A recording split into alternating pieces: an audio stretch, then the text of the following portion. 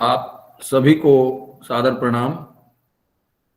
जैसा कि आपको पता है, श्यामलाल कॉलेज सांध्य का हिंदी विभाग इस वर्ष विभागीय विशेष व्याख्यान श्रृंखला के अंतर्गत व्याख्यान आयोजित कर रहा है। इसी श्रृंखला में आजादी के अमृत महोत्सव के उपलक्ष्य में हिंदी विभाग ने आज यह विभागीय विशेष व्याख्यान श्रृंखला के अंतर्गत छठा व्याख्यान आयोजित किया है, जिसका शीर्षक है वैश्विक फलक पर हिंदी, जापान के विशेष संदर्भ में। और हमारे बीच में आज के अतिथि वक्ता हैं डॉक्टर राम प्रकाश द्विवेदी जी। डॉक्टर राम प्रकाश द्विवेदी जी का मैं पूरे कॉलेज की ओर से हार्दिक अभिनंदन करता हूं, हिंदी विभाग की ओर से और पूरे कॉलेज की ओर से। और सर का संक्षिप्त परिचय वैसे तो तकरीबन लोग सर को सब जान ही रहे हैं। मेरा भी व्यक्तिगत सर से कई वर्ष पहले मुलाकात हुई थी, करीब 18-19 वर्ष पहले, जब सर हिंदू कॉलेज में पढ़ाते थे। सर आपकी जो पुस्तकें हैं उसमें मैं देख पा रहा हूं सत्ता, व्यक्ति और भूमंडलीकरण, इलेक्ट्रॉनिक मीडिया और सिनेमा, मीडिया अध्ययन, कहानी संग्रह है तक्षशिला के तक्षक, और समसमरण है जापान जनरल जजीरे के जजमान। इसके अलावा जो आपके शोध आलेख हैं उसमें आभासी संसार, डिजिटल इंडिया और हिंदी मीडिया परिवर्तन एवं परिदृश्य का पुनरावलोकन, portrayal of environment in cinema, a comparative study of Pather, Panchali and dreams, a discourse of modern civilisation, the cinema of Hayao Miyazaki and Gandhi, mass media landscape, a post modern perspective of contemporary India, your name, a study of imagery and post modernity in cinema, Japan में हिंदी, भारतीय cinema विविध प्रभावों की खोज, निबंधकार शिवपूजन सहाय और देहाती सरोकार, सूरज का सातवां घोड़ा तथा अन्य। इसके अलावा आप टोक्यो विदेशी अध्ययन विश्वविद्यालय जापान में 2012 से 2017 तक अध्यापन आपने किया। जीवन पर्यंत शिक्षण संस्थान दिल्ली विश्वविद्यालय में हिंदी के फेलो 2009-10 में आप रहे। Centre for culture and global studies में मानद शोध निर्देशक, और इसके अलावा भी सूची लंबी है। और सबसे बेहतर बात यह है कि आप एक बहुत नेक इंसान हैं। सबसे बड़ी खूबी मुझे तो यही लगती है। और अब मैं समय को ध्यान में रखते हुए आज के इस व्याख्यान में आपका पुनः हार्दिक अभिनंदन करते हुए कॉलेज के प्राचार्य, क्योंकि विश्व हिंदी सम्मेलन है 2075 से जिसकी शुरुआत हुई और वो चलता रहा और चलता रहेगा, तो आज विश्व हिंदी दिवस के इस अवसर पर विभागीय विशेष व्याख्यान आजादी का अमृत महोत्सव के उपलक्ष्य में जो आयोजित हुआ है, इसमें आपके स्वागत के साथ मैं हमारे प्राचार्य डॉक्टर रमेश कुमार को आमंत्रित करता हूं कि वो व्याख्यान के संदर्भ में और अपने आशीर्वचन दें और कार्यक्रम की गति को आगे बढ़ाएं। Doctor Ramesh Kumar sir. Sir mute है, हाँ अनम्यूट कर लीजिए। अनम्यूट हो गया सर जी। और सर्वप्रथम तो आज विश्व हिंदी दिवस है और इस अवसर पे हिंदुस्तान के तमाम हिंदी के हिमायत करने वाले, हिंदी को प्रचार प्रसार करने वाले सभी मोहित, तो सभी भाइयों का बधाई हो। और राम प्रकाश द्विवेदी जी हमारे कॉलेज में आने का आतिथ्य हमारा स्वीकार किए हैं, इसके लिए इनका विशेष स्वागत भी है और धन्यवाद भी है। तो वैसे तो आप हमारे परिवार से ही हैं, महाविद्यालय ही भले दूसरा हो, विश्वविद्यालय तो एक ही है सर। तो हम एक ही परिवार के हैं, एक ही भाषी हैं, एक ही देश के वासी हैं। लेकिन जैसा कि अमित भाई ने अभी हिंदी दिवस पे हिंदी का विभाग का 6ठा व्याख्यान ऑर्गेनाइज कर रहे हैं, तो सबसे पहले मैं हिंदी विभाग के अध्यक्ष अमित भाई को इस लगातार परिश्रम करने के लिए और सभी साथियों को इसमें इस यज्ञ में आहुति देने के लिए, अपना सहयोग देने के लिए, हिंदी विभाग के और हिंदी के अलग विभाग से भी जो लोग हैं जुड़े हैं, चाहे वो साथी शिक्षक साथी हों, चाहे वो हमारे छात्र युवा साथी हों या और भी कोई साथी हों, सभी का मैं धन्यवाद करता हूं और आग्रह करता हूं इसी तरह से कॉलेज के एकेडमिक अनुष्ठान में जुड़े रहें, ताकि जब जुड़े रहेंगे तो हमारा साझा विकास होगा और हमारी सब कुछ साझा सरोकार होगा। सर, मैं कोई हिंदी के विद्वान तो नहीं हूँ, न हिंदी साहित्य के बारे में कोई ज़्यादा जानकारी रखता हूँ, लेकिन अभी जब आपके जीवन वृत्त की चर्चा कर रहे थे अमित भाई, तो इसमें जो आपकी लेखनी की बात हुई, जो लेखन कार्य आपने किया है, उसमें कहीं ना कहीं राजनीति पर भी आप कहीं नज़र रख रहे हैं, सत्ता पर चर्चा कर रहे हैं, डिजिटल इंडिया की चर्चा कर रहे हैं, और जो एक सजग जो साहित्यकार को करना चाहिए, तो सामाजिक और राजनीति से सरोकार भी रखते हैं, साहित्य से आगे भी चलते हैं और उन पर भी टीका टिप्पणी करते हैं, तो मैं इन चीज़ों के लिए विशेष धन्यवाद देता हूँ आपको सामाजिक सरोकार के लिए, राजनीतिक लेखन के लिए। अभी कहीं गांधी की भी चर्चा आई थी। द्विवेदी सर, मैं मूलतः गांधीवादी हूँ और मैं गांधी के शिष्य बने रहने में बहुत फक्र महसूस करता हूँ और हमारा एक वैचारिक समानता भी है कि आप गांधी में आस्था रखते हैं, मैं भी गांधी में आस्था रखता हूँ। इस देश में गांधी जन की बहुत दुर्दशा है। गांधी जन भी शायद हम संभवतः अपने मार्ग से भटक गए हैं, उन्हें भी पुनः मुख्य धारा में लाने का जो कार्य है ये हमारे शिक्षक समुदाय का ही है, बुद्धिजीवियों का ही है। अभी मैं एक सबने देखा, अमित भाई तो बहुत नज़दीक से जुड़े रहे किसान आंदोलन से, 1 साल किसान आंदोलन चला। इस पूरे किसान आंदोलन में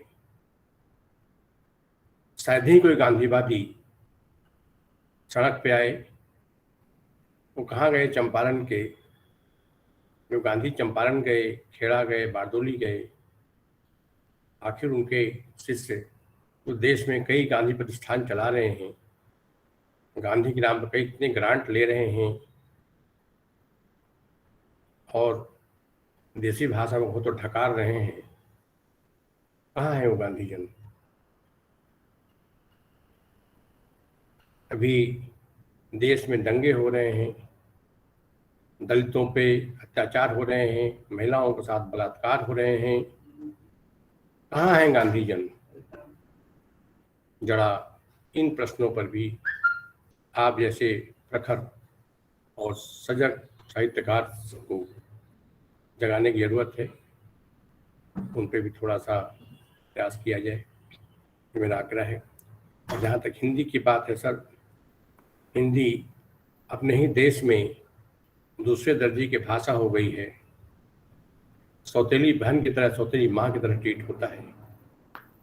हिंदी उस सिलसिले को लेते नहीं, न सरकार लेती है, न समाज लेता है, न सरकारी प्रतिष्ठान लेते हैं। तो हिंदी को उसका सही स्थान, सही महत्व दिलाने के लिए भी हमें प्रयास करना चाहिए। केवल साल में एक पखवाड़ा मना लेना शायद हमारी नज़र में काफ़ी नहीं होता है। हिंदी हमारी मातृभाषा है। अभी हमारे न्यू एजुकेशन पॉलिसी में भी मातृभाषा में पढ़ाने की बात चली है फाउंडेशनल फेज में। हम तो देख रहे हैं माताओं के पास ही मातृभाषा नहीं है, तो मातृभाषा तो खड़ी बोली हो गई है। कहाँ है मातृभाषा? मातृभाषा और कार्यालय की भाषा में कोई फर्क रह गया है क्या? सब खड़ी बोलते हैं। मातृभाषा कहाँ से लाई जाए जिससे मातृत्व अपना पूरा रूप लेता है, मातृत्व निखर कर आता है, विविधता एक नई पहचान बनती है, बच्चा अपनी पहचान ढूंढता, अपनी भाषा ढूंढता है। ये भाषा इंग्लिश जो इंग्लिश में बदल गया है। आप मीडिया की बात भी उठाए हैं सर, आपके लेखन मीडिया पर भी आपने अभी अमित भाई ने रेफरेंस दिया। ये मीडिया की जो हिंदी है और जो लेखन की हिंदी है, इस पर भी थोड़ा चर्चा की जरूरत है। अभी 2 दिन पहले हमने एक DSPSR का हमारा व्याख्यान था, उसमें एक चर्चा था एम्प्लॉयबिलिटी, रोजगार के लायक। तो रोजगार के लायक सबसे पहले हमारे यहाँ रोजगार के लायक वो माने जाते हैं जो अंग्रेजी जानते हैं, जिनकी अंग्रेजी में ज्यादा कुशलता है। हिंदी के लोगों को शायद वहाँ भी दूसरे दर्जे का बेरोजगार माना जाता है। ये भी कहा जाता है कि आप अंग्रेजी में काम कर सकते हैं, तो नहीं, फिर तो आप रोजगार के लायक ही नहीं है। तो भाषा को एम्प्लॉयबिलिटी से जोड़ करके देखना भी आवश्यक है। अगर हमारी भाषा में लोगों को नौकरी में दोहरेपन या दोगलेपन या सौतेलेपन या दूसरे दर्जापन का एहसास होगा, तो हमें क्या हिंदी जिनको अंग्रेजी नहीं आती का हीन भावना का विकास नहीं हो रहा है। उन्हें इस बात का एहसास कराना है कि आप हिंदी के जानकार हैं, कहीं किसी तरह से इन भावना से ग्रसित होने की जरूरत नहीं है। तो ये सब सारी चीजें हैं सर, और मैं इसलिए हिंदी का हिमायती हूँ। हिंदी आज भी हमारी आम जनों की भाषा है, गांधी के अंतिम जनों की भाषा है, गरीबों की भाषा है। और हमारे गरीब, हमारे गांधी के लोग, दरिद्र नारायण अंतिम जन जो हैं, वो गांधी की हिंदुस्तानी या हिंदी भाषा में ही बात करते हैं। तो इसका अंतिम जनों को एम्प्लॉयबल बनाने के लिए, उनको मुख्य धारा में लाने के लिए, ये हिंदी दिवस पे हम लोग शायद प्रण करें कि हम अपने प्रयास से, जहाँ जिसको जितना प्रयास बने, हम हिंदी के प्रचार प्रसार के लिए काम करेंगे और हिंदी को इस जो दूसरे दर्जे का जो एहसास होता है, उस एहसास से बाहर लाने का, प्रथम दर्जे तक ले जाने का और उस और ऊपर से उत्कृष्ट बनाने का प्रयास करना चाहिए। और ऐसे ऐसे व्याख्यान, प्रवचन, शिक्षण, प्रशिक्षण अगर हो तो इस बच्चे का जरा सा वो आइडेंटिफाई कीजिएगा Amit, who is this great man, तो देखेंगे। तो बालकृष्ण मिश्रा हैं कोई? बालकृष्ण मिश्रा किस क्लास के हैं, जरा उनको पता आइडेंटिफाई नहीं, ये देखना पड़ेगा। आईडी आजकल बच्चे बना लेते। कोई नहीं सर, कंटिन्यू। हाँ, कोई बात नहीं। इनको ऐसे उदंड व्यक्ति को महादंड की आवश्यकता होती है। तो ये भी शायद हो सकता किसी अंग्रेज के औलाद हो गया, उनके गुलामी के पैरोकार होंगे, जो भी है। तो मैं सिर्फ ये कहना चाहता हूँ कि आज एक बहुत अच्छा कार्यक्रम का आयोजन किया है अमित भाई आपने। इससे एक बहुत बढ़िया मंच है, बहुत बढ़िया एकेडमिक अनुष्ठान है, और आपने इतने सजग साहित्यकार को आपने अतिथि के रूप में बुलाया है। मैं अतिथि को भी और अतिथि बुलाने वाले को भी सबको नमन करता हूँ, सबका स्वागत करता हूँ। और अपने सभी साथी छात्र हों या साथी शिक्षक हों, जो भी हमारी स्क्रीन पे या ऑफ द स्क्रीन हैं, वो इस में शामिल हैं, उन सबको मेरा धन्यवाद है, मेरा स्वागत है। और मुझे ऐसा लगता है कि मैं ज़्यादा समय ले लिया, समय की भी सीमा है, तो अतिथि को बोलने का अवसर मिलना चाहिए। सर, आपको आने के लिए बहुत धन्यवाद सर, स्वागत। आपके बात को मैं बहुत ध्यान से सुनूंगा और अमित भाई से आग्रह करूंगा कि हमें इजाज़त दें, अपनी बात को विश्राम देने का और कार्यक्रम को आगे बढ़ाएं, संचालन करें। बहुत बहुत धन्यवाद सर। धन्यवाद। धन्यवाद। बहुत बहुत धन्यवाद। आपने विषय पर भी दृष्टि डाली, अक्सर आप डालते हैं। बहुत बहुत धन्यवाद। मैं अब विलंब ना करते हुए आज के व्याख्यान के लिए हमारे अतिथि वक्ता आदरणीय डॉक्टर राम प्रकाश द्विवेदी सर को आमंत्रित करता हूं कि वो अपनी बात रखें। Doctor Ram Prakash Dwivedi sir. आदरणीय रमेश जी, प्राचार्य श्यामलाल सांध्य महाविद्यालय, विभाग के प्रभारी अमित सिंह जी, कार्यक्रम के संयोजक रामरूप मीणा जी, मेरे अग्रज प्रशांत जी, मनीष जी, सुमित्रा जी और मेरे सहयोगी मित्र प्रमोद जी, रेणु जी, बाकी बहुत सारे लोगों को मैं नहीं देख पा रहा हूँ। आप सबका मैं अभिनंदन करता हूँ, अपना नमस्कार प्रस्तुत करता हूँ। अमित जी ने जब इस विषय पर कहा तो क्योंकि जापान में 5 साल रहने के बाद उस पर बहुत सारी चीजें मेरे दिमाग में आती रहती हैं, लेकिन उन्होंने कहा कि थोड़ा वैश्विक परिदृश्य या वैश्विक फलक पर हिंदी की स्थिति क्या है, यहां से बात शुरू की जाए और फिर हम आते हुए जापान के संदर्भ में हिंदी की स्थिति क्या है इस पर चर्चा करें। तो पहले मैं अपनी चर्चा के विषय में या पहले कालखंड में वैश्विक परिदृश्य पर हिंदी क्या है, उस फलक पर उसका अस्तित्व क्या है, इसे समझने की कोशिश करेंगे।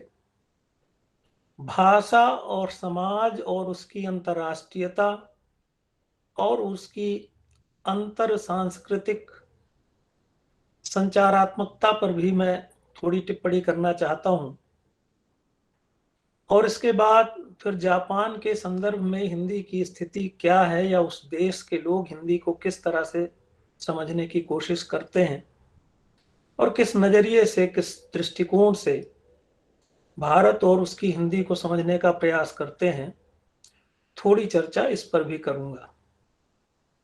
मेरी परम इच्छा रहती है कि छात्र जब मित्र लोग संवाद करें तो यदि समय हुआ तो जरूर आप लोगों के प्रश्नों और जिज्ञासाओं का उत्तर भी देने का प्रयत्न होगा। वैसे तो जब वक्ता बोलता है तो ये मान लिया जाता है कि भाई उसे सभी प्रश्नों के उत्तर आते ही होंगे और वो भी इसी भाव से बैठ जाता है कि मुझे इसका उत्तर कुछ न कुछ देना ही है। तो जरूरी नहीं कि उत्तर मेरे पास हो ही, तो इसलिए मैं एक फ्रेज, एक वाक्यांश उसके साथ लगाता हूं कि कोशिश कर सकता हूं। तो जब हम विश्व फलक पर हिंदी की बात करते हैं तो इसके कुछ क्षेत्र मैंने आइडेंटिफाई किए हैं कि कैसे हम इसको समझें, उनका उल्लेख मैं करना चाहता हूं। इसको थोड़ा मैंने नोट भी किया कि भाई कैसे इस बात को समझें, विश्व फलक पर क्या है हिंदी। और इसमें मुझे 7-8 बिंदुओं पर आपका ध्यान आकृष्ट करना है, यानी इस विषय को कैसे समझें और विश्व फलक पर हिंदी की उपस्थिति क्या है, इसको 8 बिंदुओं के आधार पर मैं समझाने का प्रयत्न करूंगा। जरूरी नहीं कि यही 8 बिंदु हैं, आप और भी कोई सोच सकते हैं, लेकिन जहां तक मैं सोच पाया तो मेरी नजर में ये 8 बिंदु मुझे दिखाई देते हैं। पहली चीज है कि भाषा का जो वैश्विक आधार है वो एक सांस्कृतिक उपक्रम के रूप में देखा जाना चाहिए, यानी उसमें धर्म आ सकता है, दर्शन आ सकता है, संस्कृति आ सकती है। तो धर्म, दर्शन, संस्कृति जैसे विषयों से आकृष्ट होकर कोई विदेशी व्यक्ति दूसरे देश की भाषा की ओर आकृष्ट हो सकता है। भारत में भी ऐसा समय समय पर होता रहा है और प्राचीन काल से होता रहा है। जब संस्कृत का कालखंड है, तब चीन के यात्री और पर्शिया से, ईरान से, पश्चिमी देशों से इसी धर्म, दर्शन और संस्कृति के आकर्षण के कारण, इसी जिज्ञासा के कारण लोग भारत में आते रहे। आज भी विश्व बिरादरी का एक बड़ा समूह धर्म, दर्शन और संस्कृति के आकर्षण के चलते हिंदी सीखना चाहता है और भारत को समझना चाहता है। दूसरा बिंदु है राजनयिक उपक्रम। भाषाओं का एक राजनयिक उपक्रम है जिसकी प्रासंगिकता आज के विषय में बहुत महत्वपूर्ण है, और उसी के चलते हमने आज के इस अनुष्ठानिक कार्यक्रम का आयोजन किया है। जब नए विश्व की परिकल्पना की गई तो उसमें यह हुआ कि हर देश दूसरे देशों में अपने राजदूतावासों की स्थापना करेगा,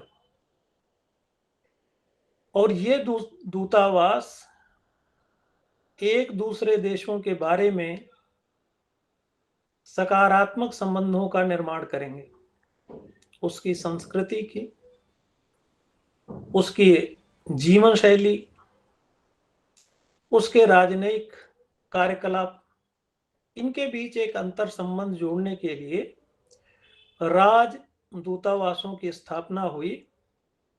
इसलिए दूसरा पहलू राजनयिक उपक्रम है।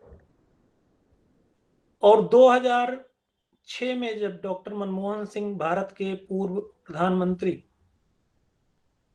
की दृष्टि में यह बात आती है कि हिंदी देश की भाषा है और इसे हमारे दूतावासों में या दूसरे देशों में पहुंचाया जाना चाहिए, तब उन्होंने यह घोषणा की कि अंतर्राष्ट्रीय हिंदी दिवस मनाया जाना चाहिए।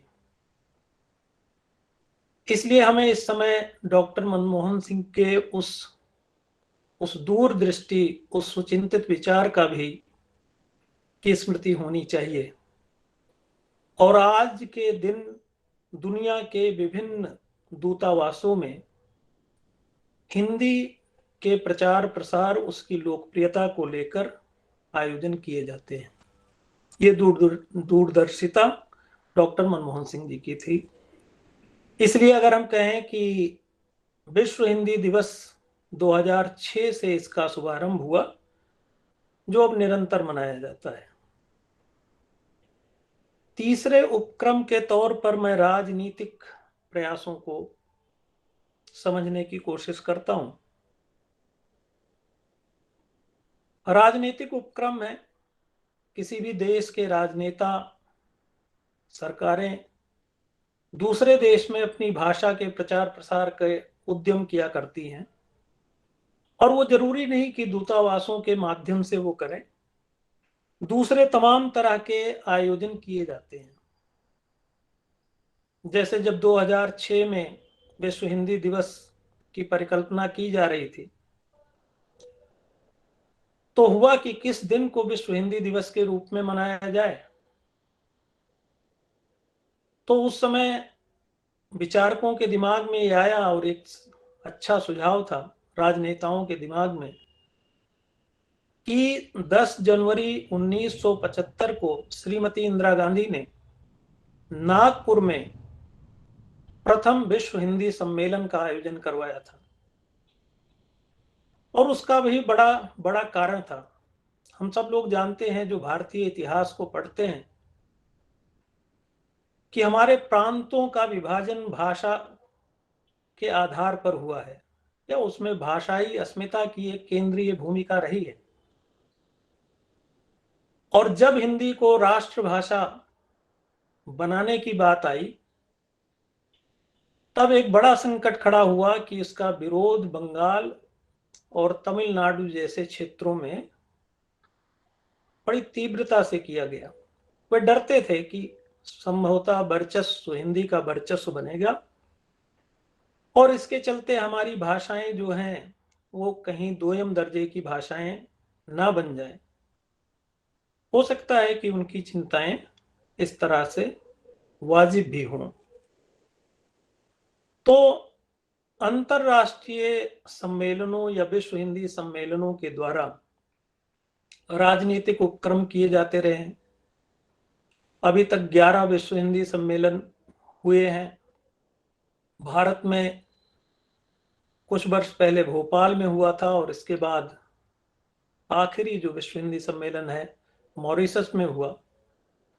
आगामी जो विश्व हिंदी सम्मेलन है वो फिजी में होने जा रहा है। आपको ध्यान रखना चाहिए कि फिजी की भी राजभाषा, कामकाज की भाषा हिंदी है। एक भाषा के तौर पर हिंदी भी राजभाषा के तौर पर उसका आदर वहां होता है।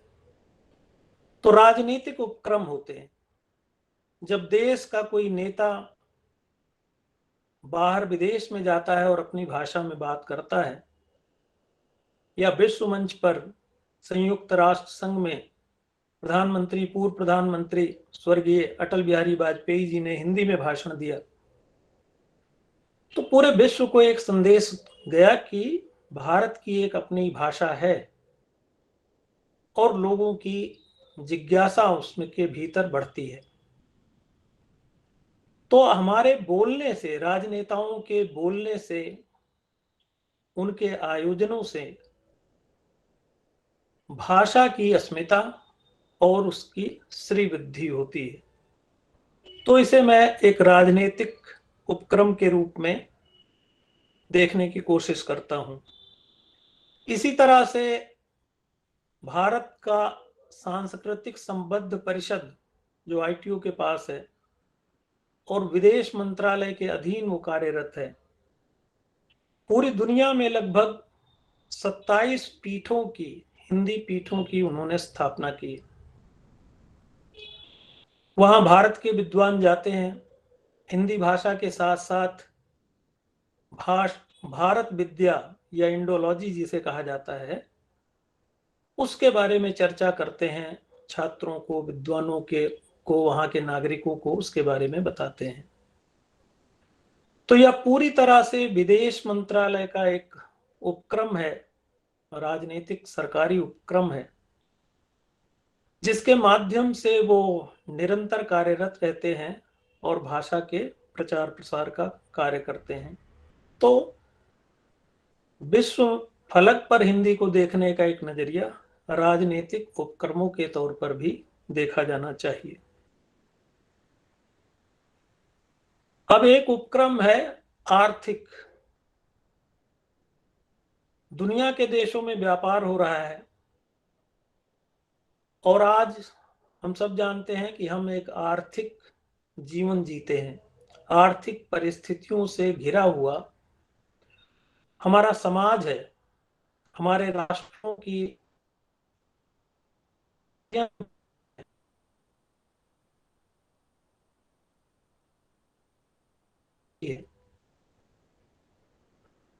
और जब बहुराष्ट्रीय निगमों का उदय हो रहा है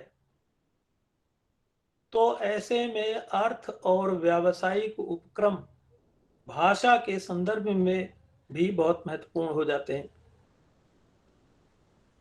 आप दुनिया के किसी भी बड़े देश या बड़े शहर को देखिए, वहां विश्व की तमाम बड़ी बड़ी कंपनियां अपना कार्य करती हैं। वे उस देश के नागरिकों को भी रोजगार देती हैं और कुछ अपने देश के लोगों को भी वहां लेकर आती हैं। और ये दोनों ही मिलकर, आप जानते हैं, हम सब जानते हैं कि भाषा के बिना व्यापार संभव नहीं है। अगर आप विज्ञापन जो है, रूपर्ट मर्डॉक नाम के व्यक्ति आए थे 1990 में,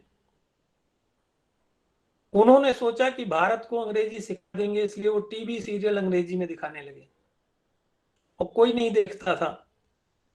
एक अध्ययन हुआ तो पता चला कि भाई ये अंग्रेजी के अखबार सबके घरों में रहते हैं। ये नए नौजवान छात्र जब सड़कों पर निकलते हैं तो ये टाइम्स ऑफ इंडिया या हिंदुस्तान और इंडियन एक्सप्रेस हाथ में लिए घूमते हैं, ये मेरे टीवी सीरियल का क्या हुआ। मीडिया के शोधकर्ताओं ने बताया भाई वर्चस्व का पाठ है अंग्रेजी का, दिखावे की भूमिका है। इसलिए जब वो बाहर निकलता है तो दिखाना चाहता है कि मुझे अंग्रेजी आती है। वो अपना वर्गीकरण करता है, वर्ग विभेद करता है, आभिजात्य दिखाने की कोशिश करता है। लेकिन ये जो टीवी सीरियल है ये तो घर में बेडरूम में बैठकर देखने की चीज है, और भाई बहन माता पिता पति पत्नी सब जानते हैं किसको कितनी अंग्रेजी आती है। यहां अंग्रेजी में कौन वो करेगा। उनके तमाम टीवी चैनल पिट गए और अंततः आज आप देखते हैं कि स्टार ग्रुप के सभी चैनल जो है हिंदी में बढ़िया टीवी सीरियल बनाते हैं, खूब बढ़िया शानदार। तो आर्थिक उपक्रम जब सक्रिय होता है तो भाषा की जरूरत पड़ती है। अगर आपको भाषा नहीं आती तो व्यवसाय में मुनाफा कमाना बड़ा मुश्किल कार्य हो जाता है। इसलिए एक भाषा की अस्मिता या विश्व मंच पर जब हम हिंदी की बात करते हैं तो आर्थिक नजरिए से इसका महत्व कितना बढ़ा है, कैसे है, इसे भी समझने की कोशिश होनी चाहिए। फिर दुनिया भर के विश्वविद्यालयों में ऐसा कहा जाता है, इसका कोई समुचित आंकड़ा नहीं है। मैंने कई बार जो है विश्व हिंदी सचिवालय जो मॉरिशस में है उनको भी लिखा कि भाई कोई सूची ऐसी दीजिए जिसमें ये पता चल सके कि दुनिया के किन विश्वविद्यालयों में हिंदी पढ़ाई जाती है। तो ऐसी सूची बन नहीं पाती, कुछ आधी अधूरी सी बनती है। लेकिन तब तमाम जो हमारे मित्र लोग हैं वो बताते हैं कि लगभग 160 विश्वविद्यालय हैं पूरी दुनिया में जहां हिंदी किसी न किसी रूप में पढ़ाई जाती है। तो हम इसे थोड़ा कम भी कर लें तो भी 100-125 विश्वविद्यालयों में कायदे से हिंदी पढ़ाई जाती है। तो शैक्षणिक उपक्रम के तौर पर भी विश्व मंच पर, विश्व फलक पर हिंदी को देखने की जरूरत है। अभी अपने देश में नागपुर में, वर्धा में महात्मा गांधी अंतर्राष्ट्रीय विश्वविद्यालय, हिंदी विश्वविद्यालय की स्थापना हुई और उसका उद्देश्य यही है कि हिंदी को एक अंतर्राष्ट्रीय शैक्षणिक विषय के रूप में कैसे स्थापित किया जाए। तो ऐसे विश्वविद्यालयों की स्थापना से देश में हमारी इच्छा और हमारा सपना व्यक्त होता है कि अब हम जागरूक हैं और अपनी भाषा के लिए एक सपना देखते हैं, एक सपना बुनते हैं। इस विश्वविद्यालय में दुनिया भर के विद्वानों को समय समय पर आमंत्रित किया जाता है और दुनिया भर के छात्र भी यहाँ अध्ययन, उच्च शिक्षा के अध्ययन के लिए आते हैं। तो शैक्षणिक उपक्रम का एक देसी मिजाज है।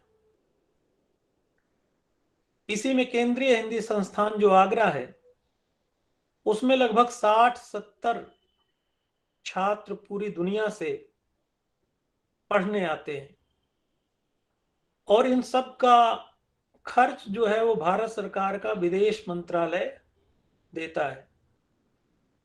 इनका चयन होता है और चयन होने के बाद फिर इनको स्पॉन्सरशिप किया जाता है दूतावास के माध्यम से और वह यहाँ पढ़ने आते हैं। तो ये जो 50-60 विद्यार्थी आगरा के केंद्रीय हिंदी संस्थान में पढ़कर जाते हैं, फिर ये हमारी भाषा के, हिंदी के लोकदूत के रूप में अपनी भूमिका का निर्वाह करते हैं और अपना अनुभव लेकर जब वो वहां पहुंचते हैं तो निश्चित तौर पर भारतीय संस्कृति और भाषा के प्रति उनकी समझ में विस्तार होता है। एक प्रत्यक्ष अनुभव जो है उनके मनोभाव को बदलता है। तो इस तरह से एक देशी मिजाज है शैक्षणिक उपक्रम में। दूसरा जो है एक विदेशी उपक्रम भी चलता है। जिस विश्वविद्यालय में मैं गया तो वो जापान सरकार का विश्वविद्यालय है और वहां उन्होंने दुनिया भर की 27 भाषाओं के अध्ययन की व्यवस्था की है। तो हिंदी के पठन पाठन की व्यवस्था दुनिया के दूसरी सरकारें भी करती हैं, केवल हमारी सरकारें नहीं करती। सिंगापुर में, ऑस्ट्रेलिया में, यूके में, अमेरिका में, यूएई में, तमाम ऐसे देश हैं जहां हिंदी को पढ़ने पढ़ाने की व्यवस्था वहां की सरकारें करती हैं। इसलिए शैक्षणिक उपक्रम को देशी यानी देशीय राष्ट्र, अपने राष्ट्र के भीतर और इसके बाहर जो दुनिया की दूसरी सरकारें और शासन हैं, वो किस तरह से इसको प्रोत्साहित कर रहे हैं, विश्व फलक पर हिंदी को समझने का एक प्रयास ये भी हो सकता है। अब इसमें एक तीसरा आयाम भी जुड़ता है जो प्रवासी भारतीयों का है, जिसे हम डायस्पोरा स्टडीज के नाम से जानते हैं, और इनकी संख्या पूरी दुनिया में बढ़ी है। 2 ही देश ऐसे हैं जहां के नागरिक अपने देशों को छोड़कर दूसरे देशों में बसने को उत्सुक रहे हैं, और वो बड़ी मात्रा में अलग अलग खास तौर से विकसित देशों की ओर गए। तो प्रवासी भारतीय समाज भी हिंदी के प्रचार प्रसार में सन्नद्ध दिखाई देता है। तो इसलिए विश्व मंच पर हिंदी को समझने की कोशिश प्रवासी आयामों से भी होनी चाहिए। अब इसमें भी 2 तरह के स्थितियां हमें दिखाई देती हैं। पहली स्थिति है कि जब अंग्रेजों का शासन था तो उन्होंने भारत के खास तौर से उत्तरी क्षेत्रों से, उत्तर प्रदेश और बिहार के बहुत सारे नागरिकों को मजदूर बनाकर कुछ कुछ दूर दराज द्वीपों की ओर ले गए और वहां उनसे मजदूरी करवाई, और धीरे धीरे जब वे राष्ट्र स्वतंत्र होने लगे तो वे अपनी भाषा और संस्कृति की पुनर्प्रतिष्ठा में लग गए। Mauritius, Fiji, Guyana, Suriname, West Indies, त्रिनिडाद, इस तरह के तमाम ऐसे देश हैं जहां भारतवंशियों की संख्या काफी अधिक है और वे अपनी भाषा और संस्कृति को बचाने का उपक्रम करते रहते हैं। दूसरी तरफ जब आधुनिकीकरण की प्रक्रिया शुरू हुई तब हम ये देख पाते हैं कि बहुत सारे लोग अच्छी जीवन शैली की तलाश में दूसरे देशों में गए, उनकी मांग भी बढ़ी। लेकिन आप चाहे इंजीनियर हो जाएं, डॉक्टर हो जाएं, नासा के वैज्ञानिक हो जाएं या माइक्रोसॉफ्ट में काम करने लगे, भोजन की तरह भाषा की जरूरत पड़ती है। अपने मन को तसल्ली देने के लिए या आनंद स्रोतों की खोज करने के लिए आप हिंदी का चुटकुला सुनना पसंद करते हैं। तो इस तरह से आधुनिक युग में ये जो प्रवास हुआ, इसने भी हिंदी भाषा का विश्व फलक विस्तृत किया, उसमें एक नया आयाम जोड़ा। और फिर देख पाता हूं कि एक विश्व फलक पर हिंदी का एक जनसंचारात्मक आयाम भी है, जहां के लोग, जहां के नागरिक, जहां की सरकारें भारत जैसे विशाल देश और बहुसंख्यक देश में अपने विचारों की स्थापना या उसका प्रसार करना चाहते हैं। तो उन्होंने जनसंचार माध्यमों के द्वारा, खास तौर से रेडियो के द्वारा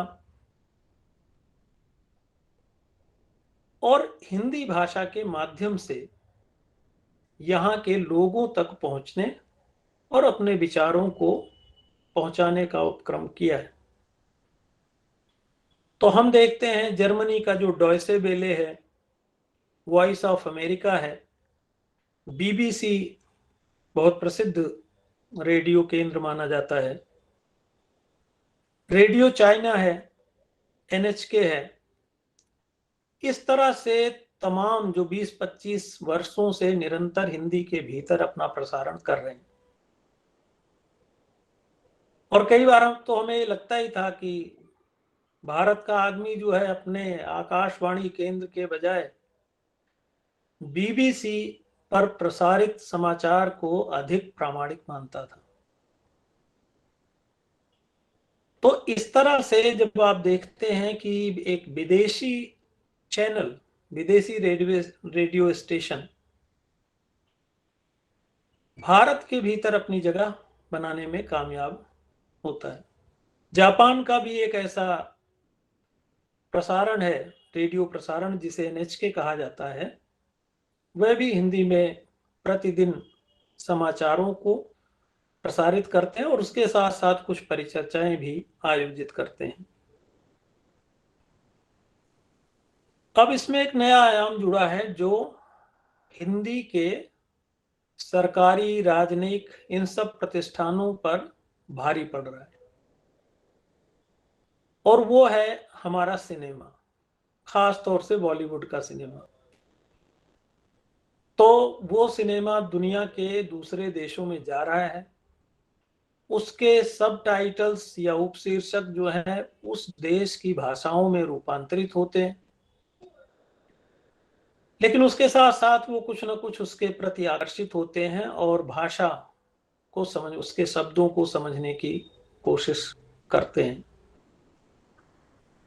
तो हमारी संस्कृति, हमारी भाषा सिनेमा के माध्यम से, क्योंकि एक लोकप्रिय विधा के रूप में इसका आविष्कार आधुनिक युग में हुआ है, और फिल्मों का जो चरित्र है कि वो सहजता से संचरित होती है, अपने संदेश को संप्रेषित कर पाती हैं, तो इस तरह से वो दूसरे देशों तक पहुंचकर भाषा और संस्कृति की लोकदूत बन जाती हैं। और अब इस आयाम को कई बार भारत में फिल्में कम चलती हैं और उनका जो ओवरसीज कलेक्शन है वो ज्यादा हो जाता है, और उस थीम पर आधारित फिल्मों का निर्माण भी लगातार होता रहा है। तो सिनेमा एक विशिष्ट पहलू है जो हिंदी के वैश्विक फलक को सशक्त बना रहा है। अब एक धारा मैं और देख पाता हूं कि कैसे एक आयाम, ये 8वां आयाम है, ज्ञान धारा। तो भाषा केवल जो है वो साहित्यिक कर्म नहीं है, वो राजनेताओं का भाषण नहीं है, या दूतावासों में आयोजित होने वाला अनुष्ठान नहीं है, बल्कि भारत की ज्ञान परंपरा बड़ी सुदृढ़ रही है। उसके तमाम आयाम हमें देखने को मिलते हैं। आधुनिक युग में एक बड़ा दुर्भाग्य यह हुआ है कि जो विज्ञान है, तकनीक का क्षेत्र है,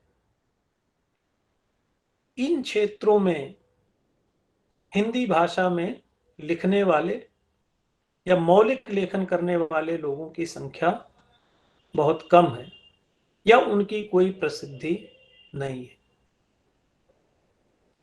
तो अगर हम देखें कि भाई रोबोटिक्स पर क्या हिंदी में कोई किताब पढ़ने को मिलती है, दुनिया में, पूरी दुनिया में चर्चा का विषय है। जापान के संदर्भ में आपको बताऊंगा कि भाई ये रोबोट कैसे हमारी दुनिया को बदल रहे हैं। अंतरिक्ष विज्ञान में जब हम जाते हैं, हमारे तमाम लोग चले गए, ये कहा जाता है कि नासा का संचालन ही भारतीय लोगों के हाथों से होता है। तो भाई अंतरिक्ष विज्ञान में के बारे में अगर हम कोई किताब पढ़ना चाहें हिंदी में, कहाँ मिलेगी? फिर दूसरे दुनिया के दूसरे देशों के बारे में अगर हम कोई प्रामाणिक पुस्तकें पढ़ना चाहते हैं तो उनकी संस्कृति और इतिहास के बारे में हिंदी में कम लिखा जाता है। अमेरिका में रहने वाला व्यक्ति भी जब भारत लौट कर आता है तो अपनी किताब अंग्रेजी में प्रस्तुत। तो इसलिए ज्ञान धारा के जो अन्य क्षेत्र हैं, जिसमें मेडिकल साइंसेज है, आयुर्विज्ञान का क्षेत्र है, या रोबोटिक्स का क्षेत्र है, या नैनो साइंस का क्षेत्र है, या बायोटेक्नोलॉजी का क्षेत्र है, तो जब तक आप इसके भीतर हिंदी में लेखन नहीं करेंगे तब तक हिंदी एक पिछड़ी हुई भाषा बनी रहेगी। और लोग सोचेंगे कि भाई अगर हमें हिंदी का साहित्य पढ़ना है, कबीर या तुलसीदास को समझना है, तो इसके लिए तो हिंदी पढ़ें, पर मेडिकल साइंस के लिए, आयुर्विज्ञान की पढ़ाई के लिए तो अंग्रेजी फिर पढ़नी पड़ेगी। तो अगर अंग्रेजी पढ़नी पड़ेगी तो फिर देश का नागरिक अंग्रेजी की ओर उन्मुख होगा। और अगर वो केवल हिंदी पढ़ता है तो ज्ञान धाराओं के अन्य क्षेत्र जो है वो वंचित रह जाते हैं, उसकी उसमें कोई गति नहीं होती। तो इस तरह से ये 8 आयामों को मैंने टटोलने की कोशिश की है। मेरा सीमित ज्ञान भी हो सकता है, आपकी नज़र में कोई और पहलू आए तो जरूर उस पर आप ध्यान देंगे। अब भाषा की एक अंतरराष्ट्रीय, भाषा का अंतरराष्ट्रीय संदर्भ हुआ करता है, और ये अंतरराष्ट्रीयता मोटे तौर पर किसी एक आयाम से संचालित नहीं होती। जैसे अगर अपने देश में एक स्वाभाविक या व्यवहारिक स्थिति है, एक समय रूस जो है बड़ा ताकतवर देश था और भारत का मित्र देश था, और उनका पीपल्स पब्लिशिंग हाउस बड़ी सस्ती दर पर भारत में किताबें छापता था और बेचता था। तो तमाम, हम जैसे तमाम लोगों के घरों में वो किताबें पहुंच गई, बड़ी चमकती दमकती किताबें थी, ग्रंथ बनाकर उन्होंने प्रस्तुत किए। तो देश की ताकत या देश की आर्थिक उन्नति, देश की शक्ति भाषा की शक्ति के साथ और उसकी लोकप्रियता के साथ या उसके अंतरराष्ट्रीय संदर्भों के साथ जुड़ी होती। तो भारत आज की स्थिति में एक ताकतवर मुल्क के रूप में पूरी दुनिया में देखा जाता है। उसकी एक भू रणनीतिक महत्ता सिद्ध हुई है, जो चीन और अमेरिकी ध्रुवों के बीच खड़ा हुआ है। दुनिया का एक बड़ा लोकतंत्र है और हमारे राजनेताओं ने बड़े श्रम से इस बात को स्थापित किया कि भारत एक लोकतांत्रिक मूल्यों वाला मानवतावादी राष्ट्र है। और जब दुनिया के लोग इसको देखते हैं, इस बात को समझते हैं, तब वे भारत की भाषा के प्रति भी आकृष्ट होते हैं। तो अंतरराष्ट्रीय संदर्भ भाषाओं का समय समय पर बदलता रहता है। एक तोमियो मिज़ोकामी नाम के विद्वान हैं, उनकी फिर मैं चर्चा करूंगा। उन्होंने अपने एक संस्मरण में लिखा कि दूसरे विश्व युद्ध के बाद जब दुनिया 2 ध्रुवों में बट गई और जापान पर अणु बम से हमला हुआ, तब उनके जैसे युवा लोगों ने नेहरू जी की तरफ देखा और उन्हें यह लगा कि ये व्यक्ति कुछ गुट निरपेक्ष जैसी बात कह रहा है। तो शांतिकामी देशों ने और शांति की इच्छा रखने वाले नागरिकों ने भारत की गुट निरपेक्ष रणनीति को या नीति को बड़े लगाव से देखा और इस देश की तरफ, इस राष्ट्र की तरफ और इसकी भाषा की तरफ आकृष्ट हुए। तो समय समय पर स्थितियों के बदलने से भाषाओं का अंतरराष्ट्रीय संदर्भ बदलता रहता है। तो हम में से आज अगर कोई हम दूसरी विदेशी भाषा सीखना चाहते हैं तो ये देखते हैं कि भाई उसका उद्देश्य कैसा है। तो ज्यादातर समृद्ध राष्ट्र ऑस्ट्रेलिया है, कनाडा है, अमेरिका है, यूके है। तो हम जो है अंग्रेजी सीखते हैं तो हमें लगता है कि भाई ये सब संपन्न देश है। और फिर कुछ लोग स्पेनिश, पुर्तगाली, जर्मन,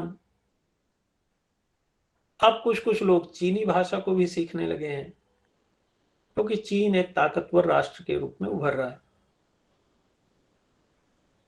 तो इसलिए जो हमारा वैश्विक फलक है हिंदी का, वो बिल्कुल स्वतंत्र नहीं है। उसकी प्रतिष्ठा में देश की विदेश नीति, उसके लोकतांत्रिक मानवतावादी मूल्य, उसकी आर्थिक समृद्धि, उसका जो पारंपरिक ज्ञान है और उसकी जो नवीनतम चेतनाएं हैं, इन सब का मूल्य होता है। इसलिए अगर हम एक अच्छे, सुचिंतित, सुदृढ़ राष्ट्र का निर्माण करेंगे तो भाषा हिंदी का भी फलक विस्तृत होता चला जाएगा।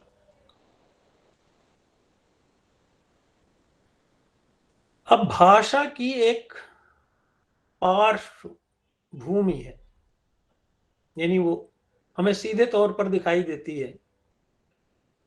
लोग अंग्रेजी क्यों सीखते हैं और हिंदी के प्रति उपेक्षा का भाव क्यों रखते हैं? तो इसकी एक पृष्ठभूमि है,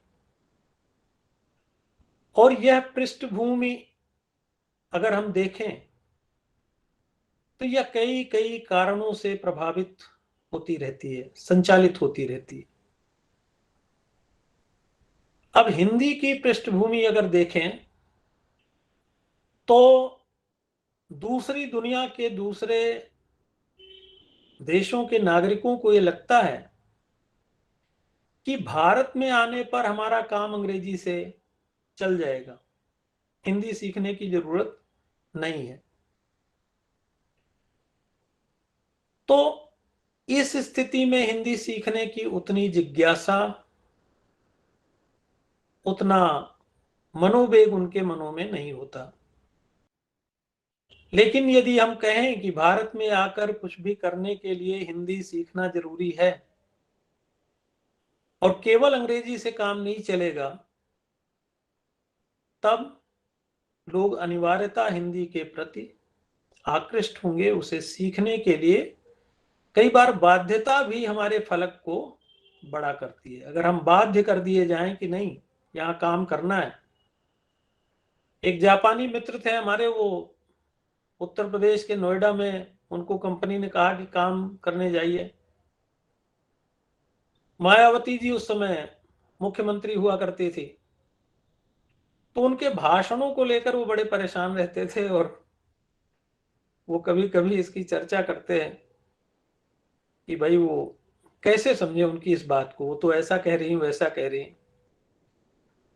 तो केवल संचार नहीं है, वो केवल एकेडमिक्स नहीं है, भाषा के तेवर को समझना पड़ता है। जापानी लोग दुखी रहते हैं कोरियाई लोगों से। हमारा अधिकारी कहता है कि ठीक है जी, आपकी फाइल सब बढ़िया है, थोड़ा घर पर आ जाइएगा, मिलकर बात करेंगे।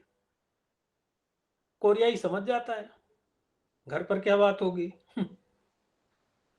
और जापानी कहता है कि भाई घर पर जाकर क्या, जो काम हो गया, सिग्नेचर हो गए, समझौता पूरा हो गया, अब इस पर आगे बढ़ना है।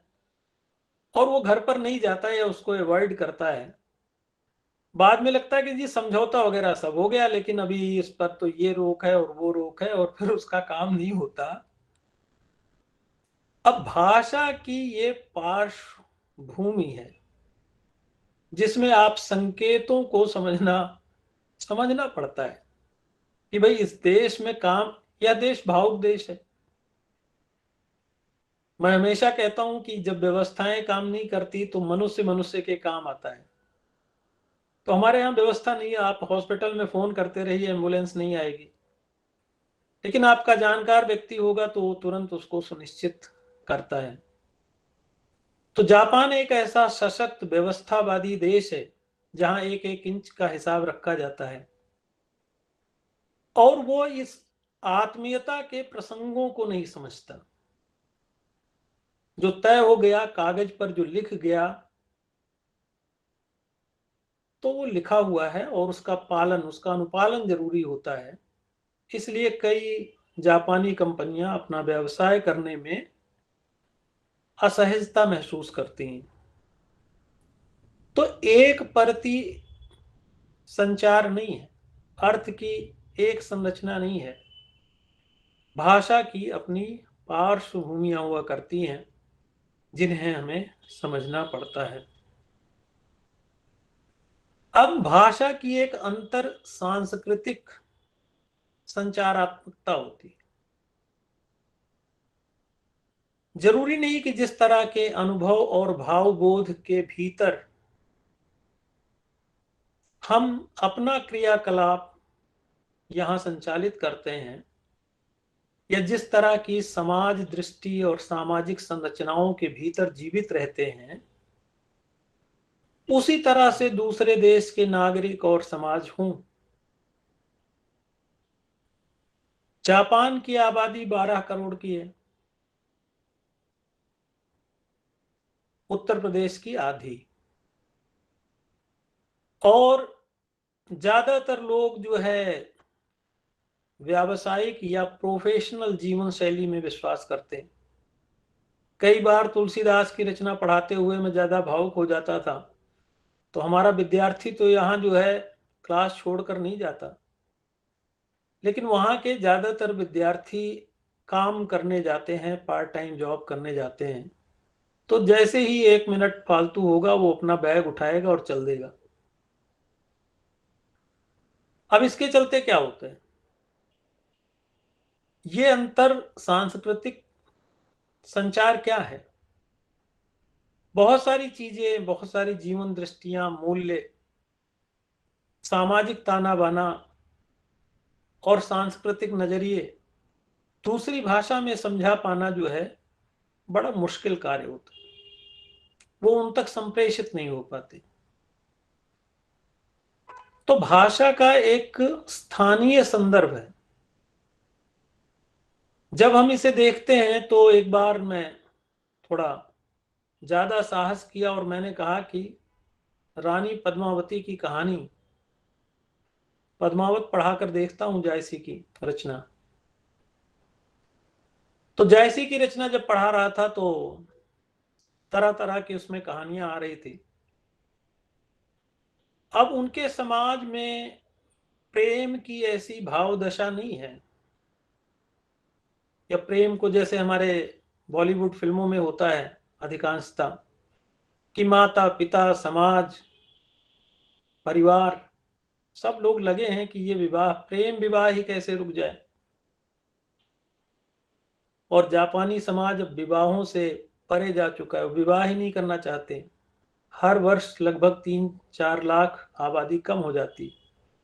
सरकार प्रोत्साहित करती है कि भाई शादियां कीजिए, कोई शादी वादी नहीं करना चाहता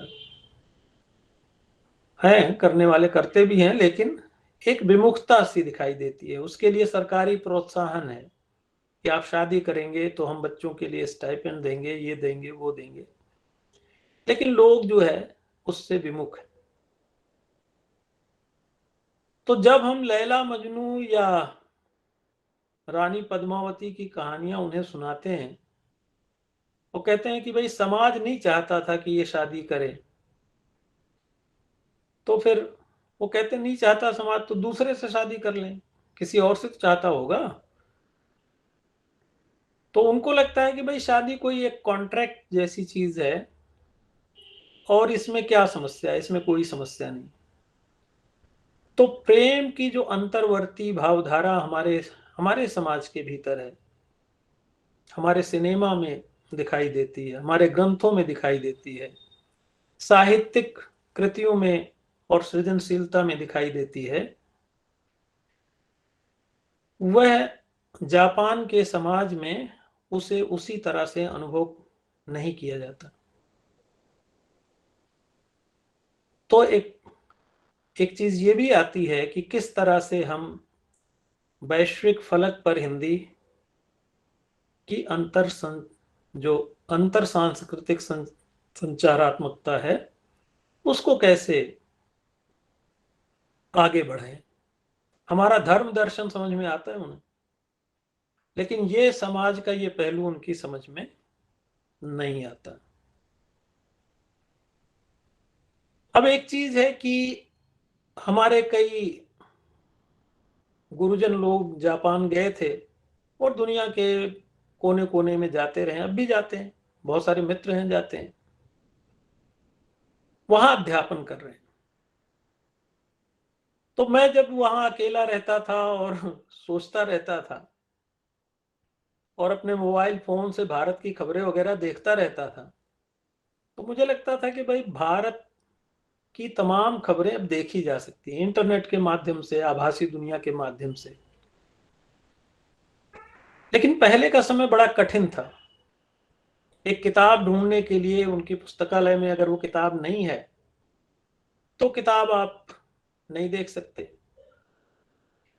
लेकिन जापान में रहते हुए मैं जनसत्ता रोज अपनी क्लास के बाद, क्योंकि उस अखबार में कोई विज्ञापन नहीं आता, आप आराम से पढ़ सकते हैं और केवल काम की चीजें उसमें दिखाई देती हैं पढ़ने के लिए, तो मैं उसे रोज पढ़ लेता था, यहाँ का समाचार देख लेता था।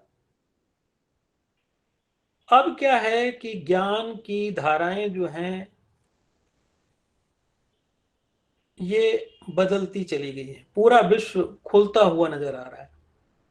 मुझे याद है कि नामवर जी एक बार व्याख्यान देने के लिए आए और बहुत बढ़िया व्याख्यान उन्होंने दिया, और हमारे कुछ मित्र थे, मैंने उनसे कहा कि भाई आज नामवर सिंह जी ने बहुत बेहतरीन व्याख्यान प्रस्तुत किया। तो लोगों ने कहा कि तुम नहीं जानते हो। मैंने कहा क्या? बोले ये दुनिया भर की किताबें पहले मंगवा लेते हैं जो 2-2, 3-3 हजार, 4,000, 5,000 की होती है, कोई तो 10,000 की भी होती है, और इसे पढ़ लेते हैं, फिर हिंदी में इसी को चेप देते हैं। तो हम मतलब उपहास उड़ा रहे थे नामवर जी का। तो मैंने कहा कम से कम इतना तो करते हैं कि भाई मंगा कर पढ़ते हैं। तो बोले यार हम लोगों की सैलरी ही कम है, उस समय 15-20 हजार सैलरी होती थी, तो इतनी महंगी किताबें हम लोग नहीं मंगा सकते। लेकिन बात कुल मिलाकर यही है। अब आज विश्वग्राम में अगर आप देखें तो एक आभासी संसार में ज्ञान की सारी परतें खुल चुकी। मैं आपसे कह रहा हूं कि भाई विश्व हिंदी सचिवालय मॉरिशस में स्थित है, लेकिन आप उसकी वेबसाइट पर जाकर देखेंगे, तुरंत जा सकते हैं, मेरे व्याख्यान के दौरान ही जा सकते हैं। तो ज्ञान और भाषाओं की दुनिया भी खुली है, उसको समझने, जानने, संस्कृतियों को पहचानने। और जिस भाषा की पार्श्वभूमि की बात मैं कर रहा था, तो भाषाओं की लोकप्रियता ऐसे नहीं हो सकती कि आपके देश में महिलाओं के प्रति अत्याचार होता रहे तो महिलाएं भारत की भाषा को क्यों पढ़ेंगी? दुनिया की कोई भी महिला भारत की भाषा क्यों पढ़ेगी? इसलिए अगर सुरक्षा आप देश में सुनिश्चित करते हैं, कानून और व्यवस्था को सुदृढ़ करते हैं, तब भाषा का मान बढ़ता है और उसका विश्व फलक विस्तृत होता है। अगर व्यवसाय करने कोई व्यक्ति आया है और वो रिश्वत के आयाम में फंस जाता है, तब भाषा कोई नहीं सीखेगा, व्यवसाय करने कोई नहीं आएगा। तो भाषा केवल अपने आप जिंदा नहीं रह सकती, अपने फलक का वह विस्तार नहीं कर सकती, उसके पीछे की पार्श्वभूमियां भी हमें सुदृढ़ बनानी पड़ेंगी। अगर ऐसा हो जाए कि यहां महिला सुरक्षा है तो दुनिया की तमाम जो सोलो ट्रैवलर्स स्त्रियां हैं, महिलाएं हैं, जो अकेले घूमना पसंद करती हैं, वे भारत में भी आएंगी, आपको धन देकर जाएंगी, आपकी भाषा सीख कर जाएंगी और इस देश की भाषा और इस देश का गौरव अपने देश में बढ़ाएंगी। लेकिन जब उन्हें एक रिक्शे वाले से लेकर और एक ऑटो वाला तक घुमाता फिराता रहता है, बेईमानियां करता रहता है, तब लोग कहेंगे कि इस देश के लोग चीटर्स हैं, बेईमान हैं और इनकी भाषा को क्यों सीखना। तो भाषाओं का वैश्विक फलक उसकी पार्श्वभूमि के सुदृढ़ीकरण पर टिका होता है। तो ज्ञान की, जैसे मैं बहुत दिनों तक जो है पढ़ता रहता था यात्रा वृतांत, अब यात्रा वृतांत का समय पता नहीं कैसे खत्म सा हो गया। पठन पाठन की एक प्रक्रिया जरूर है, लेकिन आप जाके YouTube पर एक चैनल, कोई भी चैनल उठाइए और वहां हिमाचल प्रदेश से लेकर और कनाडा तक के शहरों की यात्राओं को लोगों ने ब्लॉग बना बना कर डाले हुए। आप पढ़ना चाहें यात्रा वृतांत तो एक व्यक्ति का क्यों, हजारों व्यक्तियों की यात्रा वृतांत मिलेंगे। और तमाम ऐसी वेबसाइट्स बन गई हैं जो आपको बारीक से बारीक सूचनाएं देती हैं। तो अगर हम इस आभासी विश्वग्राम में हिंदी के विश्व फलक को विस्तृत करना चाहते हैं तो YouTube पर भी हमें आना पड़ेगा, इस आभासी संसार में भी हमें आना पड़ेगा। हमें फेसबुक के माध्यम से अपनी रचनाएं प्रस्तुत करनी पड़ेंगी कि लोग पढ़ें, समझें, उसे जानें, भले ही वो कितना ही प्रतिगामी माध्यम क्यों ना हो, लेकिन उस पर हमें अपनी उपस्थिति दर्ज करानी पड़ेगी। तो अब केवल साहित्य सेवी ही भाषा का वैश्विक फलक नहीं बढ़ा रहे कि आप उत्कृष्ट उपन्यास लिख दें। वो विद्यार्थी भी जो भाषा के भीतर बोलकर एक YouTube चैनल चला रहा है और भारत की संस्कृति, उसके स्थापत्य, नगरीय जीवन, ग्रामीण सौंदर्य और पर्वतमालाओं के सौंदर्य का दर्शन करा रहा है, वह भी बहुत महत्वपूर्ण हो चला है। जो कुछ लिख के किसी ब्लॉग पर लिख रहा है, वो भी महत्वपूर्ण हो चला है। तो आभासी संसार ने विश्व ज्ञान को समेट दिया। लोग देखते हैं, अगर यहां झगड़ा हो रहा है, सांप्रदायिक दंगे हो रहे हैं, तो ऐसा नहीं कि आप उसे छिपा सकते हैं। लोग उसको देखते हैं, फिर भारत की एक छवि बनाते हैं और फिर भाषा के प्रति एक तिरस्कार का भाव बनता है। तो इस खुले हुए विश्व में हमारी चुनौतियां, भाषा को सुदृढ़ करने की चुनौतियां बहुत बड़ी हो जाती हैं। अब जापान के संदर्भ में जब हम हिंदी को देखते हैं तो एक नया और अनूठा संबंध मुझे दिखाई देता है। बहुत सारे छात्र जो मेरी कक्षाओं में आया करते थे, मैं उनसे पूछता था कि आप हिंदी क्यों सीख रहे हैं, तो ज्यादातर तो ये कहते थे कि कंपनियों में काम मिलेगा। और भारत के बारे में जो दूसरे तरह के विद्यार्थी हैं, उनके माता पिता किसी बौद्ध धर्म दर्शन से जुड़े होते थे और वो कहते थे कि मेरी दादी कहा करती थी कि जब भी कोई भाषा सीखने का मौका मिले तो भारत या बुद्ध की भाषा, बुद्ध के देश की भाषा, शाक्य मुनि के नाम से वहां उन्हें पूरा एक संप्रदाय है निचरेन बुद्धिज्म का, तो शाक्य मुनि के देश की भाषा जरूर सीखना। तो इस तरह से जापान के किसी भी कोने में घूमते हुए आप निकलें तो कोई न कोई बौद्ध मंदिर जरूर आपको दिखाई देगा। और उस मंदिर के चलते ये है कि हमारा जीवन दर्शन भारत के प्रति एक दूसरी किस्म की लालसा और उत्कंठा जापानी मन में दिखाई देती है, जो अमेरिका में नहीं दिखाई देती, सिंगापुर में नहीं दिखाई देती, ऑस्ट्रेलिया में नहीं दिखाई देती। लेकिन ये परंपरागत बोधि सेना 7वीं 8वीं शताब्दी में जब जापान पहुंचे थे, कांची से चलकर चीन होते हुए पहले बौद्ध भिक्षु थे। तो बौद्ध धर्म दर्शन की जो अंतर्वर्ती धारा है जापानी समाज में, वो हिंदी भाषा सीखने के लिए उत्प्रेरित करती है।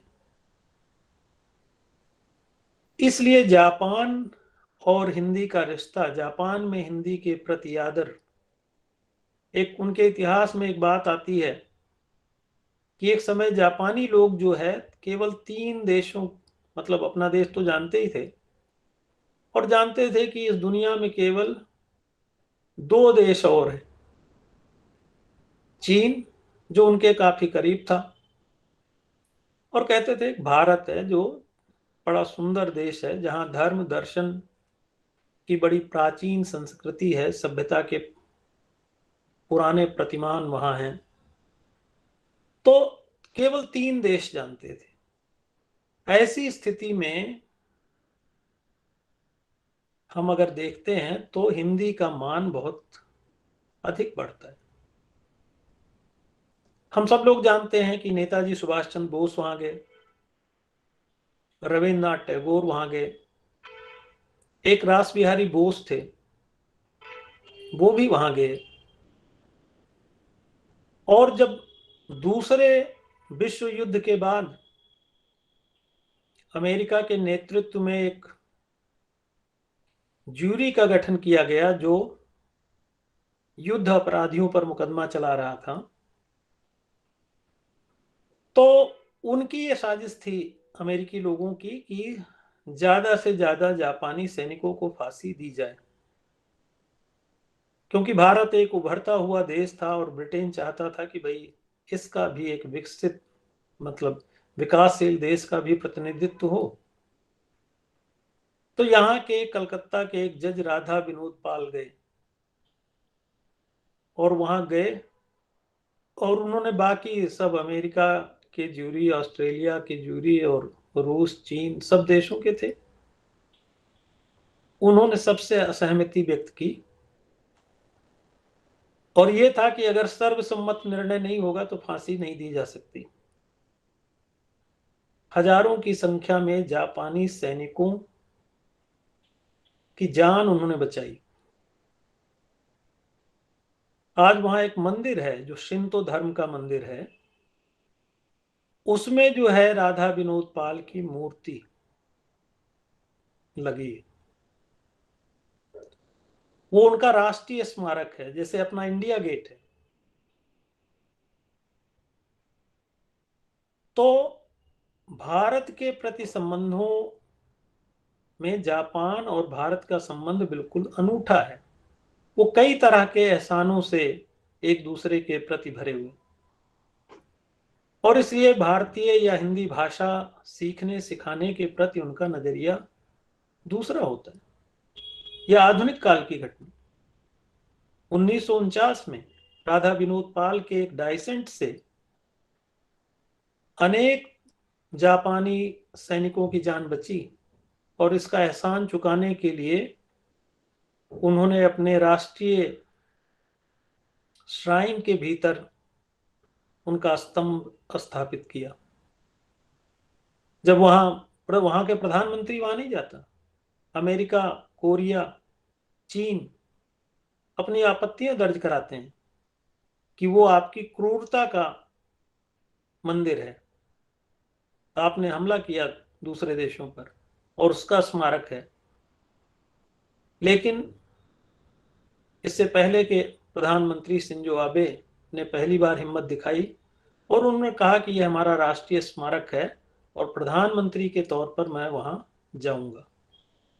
उसका विरोध हुआ पूरी दुनिया के इन तमाम राष्ट्रों के द्वारा। तो इस तरह से भारत और जापान के संबंध अलग हैं और उस स्थिति में हिंदी के प्रति एक दूसरे किस्म का, मैंने कहा कि एक पार्श्वभूमि होती है, ये दूसरे किस्म का आकर्षण था, वो देखने को मिलता है। लोग हिंदी साहित्यकारों को पढ़ना चाहते हैं, भारत की संस्कृति को समझना चाहते हैं, यहाँ की नदियों और पर्वतमालाओं को जानना चाहते हैं। उसके पीछे ऐतिहासिक राजनीतिक परिस्थितियां हैं जो हमारे संबंधों को सुदृढ़ करती हैं। अब भारत के अगर हम देखें तो तमाम लोगों ने जापान के बारे में संस्मरण लिखा है। इसमें राहुल सांकृत्यायन जी की पूरी किताब भी है। अज्ञे बड़े आदर के साथ जापान में पढ़ाए जाते हैं। इसका कारण है, आप सब लोगों ने जो हिंदी के विद्वान हैं जानते हैं कि उन्होंने एक असाध्य वीणा नामक एक कविता लिखी और दुनिया के जो 5-7 पुराने वृक्ष हैं उनमें से एक जोमोन सुगी नामक वृक्ष है जो जापान के दक्षिणी प्रांत कागोशिमा में है। लोग कहते हैं कि वो जो किरीटी तरु है वो उसी का प्रतिबिंब है। हाइकू नामक जो जापानी काव्य शैली है उसका भी कुछ अंश भारत के लोगों को पढ़ने देखने को मिलता है अज्ञे जी के माध्यम से। अब एक लक्ष्मीधर मालवीय जी ने, जो महामना के पोते थे, वो जापान में ही रहते थे। उनका लेख मैं पढ़ रहा था हिंदी में ही, तो उन्होंने एक बढ़िया बात कही या एक मार्मिक बात कही। अब ये हमारी भाषा की शक्ति है या हम इसे कहें कि ये भाषा का एक दोष है। उन्होंने कहा कि जो भारत का नागरिक है वो सामाजिक यथार्थ के साथ साथ एक भाषिक यथार्थ में जीवित रहता है। आज हम और आप बहुत कहते हैं कि भाई आभासी दुनिया है, वर्चुअल दुनिया है, रियलिटी नहीं है। मालवीय जी कहते हैं कि ये तो पूरे की पूरी परंपरा में मौजूद है कि भारत का नागरिक भाषा के भीतर जीवित रहता है। इसलिए सरस्वती सूख जाए पर वो हमारी भाषा के भीतर जीवित रहती है। वाराणसी गंदा हो पर वो एक पवित्र शहर है। भाषा में तो पवित्र ही है। यमुना नदी नाले के पानी से भर जाए लेकिन छठ पूजा पर उसकी आराधना हम करते हैं। तो मालवीय जी कहा करते थे कि भारत का आदमी भाषा के भीतर जिंदा रहता है, अपने साहित्य के भीतर जीवित रहता है। और ये दुनिया भर के शांतिवादियों, शांति की तलाश में भटकते हुए लोगों के बीच चर्चा का विषय रहता है। कहते हैं स्टीव जॉब्स भी भारत आए, नैनीताल गए नीम करोली महाराज के यहाँ शांति की खोज में। आप ऋषिकेश, हरिद्वार, वाराणसी चले जाएं, हो सकता है कुछ दिनों में मेरे गृह जनपद अयोध्या भी लोग जाने लगे। ज्यादा अच्छा सुंदर शहर बन रहा है। तो भाषा के भीतर यथार्थ में गंदगी सड़क पर है पर भारत भूमि महान है और इस महानता का बोध इसका कई लोगों ने प्रतिवाद भी किया कि अगर स्वच्छता आप मान रहे हैं कि भाई पानी जो है स्वच्छ है तो गंदा पानी भी पिएंगे और बीमार पड़ेंगे। तो विज्ञान और भावबोध की जो टकराहट है, ये टकराहट भी हमें देखने को मिलती है। दुनिया के अन्य देशों में ऐसा दिखाई नहीं देता या कम दिखाई देता है कि भाषा के भीतर ही मनुष्य जीवित रहे और वास्तविकता और यथार्थ को नकार दे। तो ये हिंदी की ताकत है कि हमने अपने सपने, अपने जीवन को इसके भीतर तलाश लिया है। वास्तविकता जो है कितनी भी कठोर क्यों ना हो, लेकिन इसके भीतर हम अपनी शांति, सहअस्तित्व और अपनी प्रगति की तलाश कर लेते हैं। अब अज्ञे जी ने एक संस्मरण लिखा। ईजू नामक एक प्रायद्वीप है, बड़ा सुंदर, एक तरफ पहाड़, और स्मृति लेखा में इसका उल्लेख आता है। उसको जब मैंने पढ़ा तो फिर मुझे लगा कि वहां की यात्रा करनी चाहिए। तो उन्होंने देखा कि भाई एक पहाड़ है और वहां जाते हुए बहुत सुंदर सुरम्य पहाड़ियां हैं, और जब रेल चलती है तो उसके किनारों के दूसरी तरफ जो है समुद्र दिखाई देता है। अज्ञे जी ने लिखा कि अगर मेरे पास कोई विकल्प होता तो मैं इस जगह पर जरूर अपना जीवन व्यतीत करता। लेकिन उन्होंने कहा कि जब मैं देखना चाहता हूं कि पहाड़ और सागर का समन्वय स्थल हो, लेकिन यहां भाषा हिंदी नहीं है। अगर हिंदी भी होती तो मैं शायद यहीं बसने के लिए सोचता। तो भाषा एक अनिवार्य स्थिति है, वही हमारा जीवन। लेकिन मुझे ऐसा लगता है कि भाषा फिर तमाम तरह के तनावों का भी कारण बन जाती है। तो जब मैं जापान में था तो वहां के लोग क्या कर रहे हैं, उनकी चिंताएं क्या हैं, उनके सरोकार क्या हैं, विज्ञापन से क्या चीजें परोसी जा रही हैं, तो उसके बारे में मुझे कुछ पता ही नहीं चलता था। पढ़ना समझना मुश्किल होता था। तो भाषा संप्रेषण तो करती है, उत्साह भरती है, आनंद का स्रोत है, रस निष्पत्ति कर सकती है, लेकिन कई बार वह हमारे तनाव और अत्यधिक संप्रेषणीयता के चलते हमें अवसाद में भी डालती है। इसलिए दुनिया के तमाम साहित्यकार अपनी अपनी भाषाओं को छोड़कर दूसरी भाषाओं में भी चले जाते हैं। भारत में ही देखें तो फादर कामिल बुल्के बेल्जियम छोड़कर और भारत की भाषा, तुलसीदास, रामायण, राम आख्यानों पर उनको बड़ा रस मिलता था। तो कई बार अपनी भाषा भी तनाव का कारण बनती है। तो क्या हम ऐसे उपक्रम कर सकते हैं कि हिंदी तनाव का कारण ना बने? यानी भाषा के भीतर आप प्रशंसा भी करते हैं और निंदा भी करते हैं। तो प्रशंसा और निंदा, जापानी समाज में प्रशंसा धर्मिता का बोध है। खाना खराब से खराब बनेगा, लेकिन वो कहेंगे बहुत स्वादिष्ट है, बहुत स्वादिष्ट है। तो मैंने कहा कि भाई ये हमेशा स्वादिष्ट के अलावा और कुछ बोलते ही नहीं, तो क्या संकोच करते हैं? कई बार अपनी फितरती, जैसे हम भारतीय लोग हैं, तो हम कुछ लोगों की, छात्रों की, उनके मित्रों की थोड़ा निंदा की तरफ जाते थे, क्योंकि हमें तो रस उसी में मिलता है, ज्यादा मिलता है। भरत मुनि का नाट्य शास्त्र पता नहीं कैसे चूक गया इस बात से। तो वो जैसे ही निंदा की तरफ मैं ध्यान जाता तो चुप हो जाते। तो मैंने कहा ये रस ही नहीं लेते निंदा के भीतर।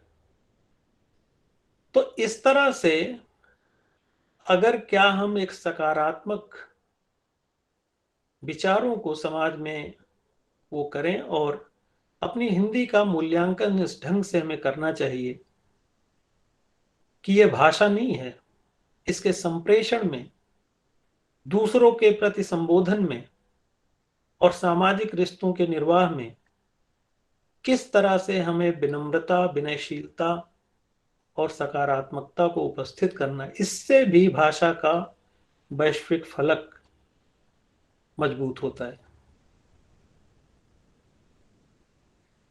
बहुत सारे जापानी विद्वान हैं, जिसमें से सुमित्रा जी ने एक का नाम लिया, इशिदा जी, और वो भारत के दलित साहित्य की तरफ आकृष्ट हुए। तमाम मराठी हिंदी के साथ साथ वो मराठी भाषा के भी मर्मज्ञ हैं। तोशियो तनाका जी बहुत प्रसिद्ध, भारत में बड़े लोकप्रिय जापानी विद्वान माने जाते हैं। एक कात्सुरो कोगा हैं, तागाहाशी जी हैं, फूजी जी हैं और मिजोकामी जी।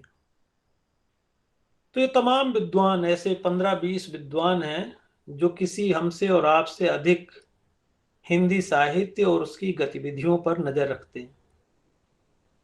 हमसे और आपसे कहीं अधिक अज्ञेय निर्मल वर्मा या तुलसीदास की विवेचना वो कर सकते हैं, उतने ही सक्षम। भारत का आदमी तो खुद कई बार मान लेता है कि उसे सब पता ही है, लेकिन उन्होंने श्रम करके शोध की दृष्टि से इन सब का अध्ययन किया है, और कई बार आप गलत सिद्ध होते हैं।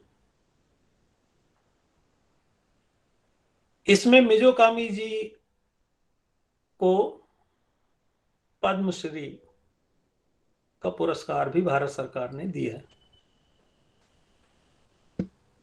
अब मिजोकामी जी ने अपना एक संस्मरण लिखा, इंडिया टुडे 2019 की साहित्यिक वार्षिकी में वो छपा है, और फिर वो आए भी थे भारत, जिस समय वो प्रकाशित हुआ भारत थे और हम लोगों का संवाद चल रहा था। उसमें एक बात का उल्लेख किया कि वो अपने शहर में, कोबे एक शहर है, उस शहर में घूम रहे थे और दो भारतीय महिलाएं साड़ी पहने हुए एक भाषा में बातचीत करती हुई जा रही। तो उन्होंने देखा ये क्या है, ये वेशभूषा कौन सी है, और वो जिज्ञासु हो गए। और उसमें उन्होंने लिखा कि फिर मैं धीरे धीरे उनका पीछा करता था। ये भी लिखा कि आज के समय में मैं अगर ऐसा पीछा करूं तो कानूनी रूप से पकड़ा जाऊंगा, दंडित किया जाऊंगा, लेकिन उस समय इस पर ज्यादा ध्यान नहीं दिया जाता था।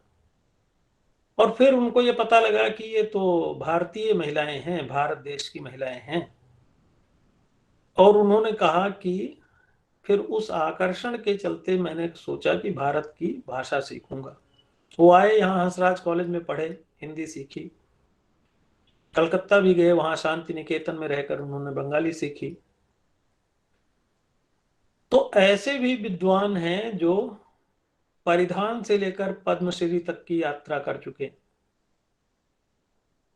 इसलिए भाषा के आकर्षण का, यानी केवल भाषा की भाई हमारा साहित्य बड़ा समृद्ध है, हमारा अर्थतंत्र बड़ा समृद्ध है, आकर्षण के केवल यही विषय नहीं हो सकते।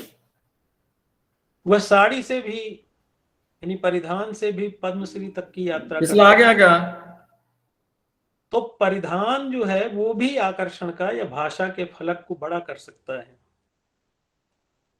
और इसी तरह से मैं कहता हूं कि भाई भोजन भी एक भाषिक संवाद है। बहुत सारे विद्यार्थी आते थे, एक हमारे छात्र को अरहर की दाल बड़ी पसंद आती थी जब मैं बनाता था।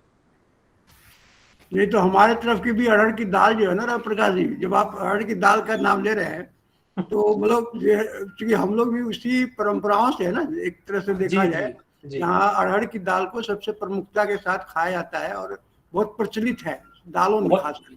हाँ, और इसलिए हम लोग जो है इस तरह की चीजों को, जैसे अभी हिंदी भाषी या क्षेत्र से बिलोंग करते हैं, हम लोग हिंदी भाषी क्षेत्र से हैं, तो एक तरह का जो संस्कृति है, भाषा की जो संस्कृति है और हमारी संस्कृति है, उसमें खान पान भाषा सब कुछ एक बहुत महत्वपूर्ण भूमिका निभाता है।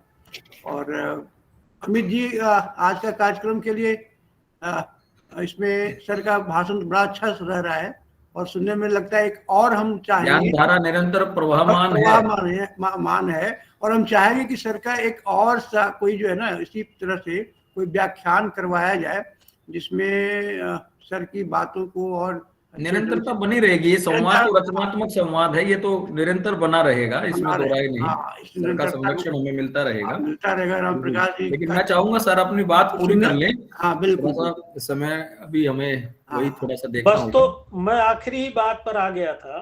जी जी बिल्कुल। तो जैसे कोई न्यूज बुलेटिन जो है बिना पाकिस्तान की बात से पूरा नहीं होता, तो उसी तरह से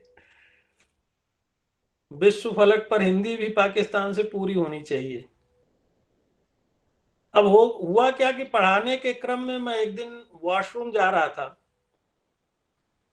तो बच्चे ने पूछा कि सर कहाँ जा रहे हैं, तो मेरे मुंह से अनायास निकला कि मैं पाकिस्तान जा रहा हूं।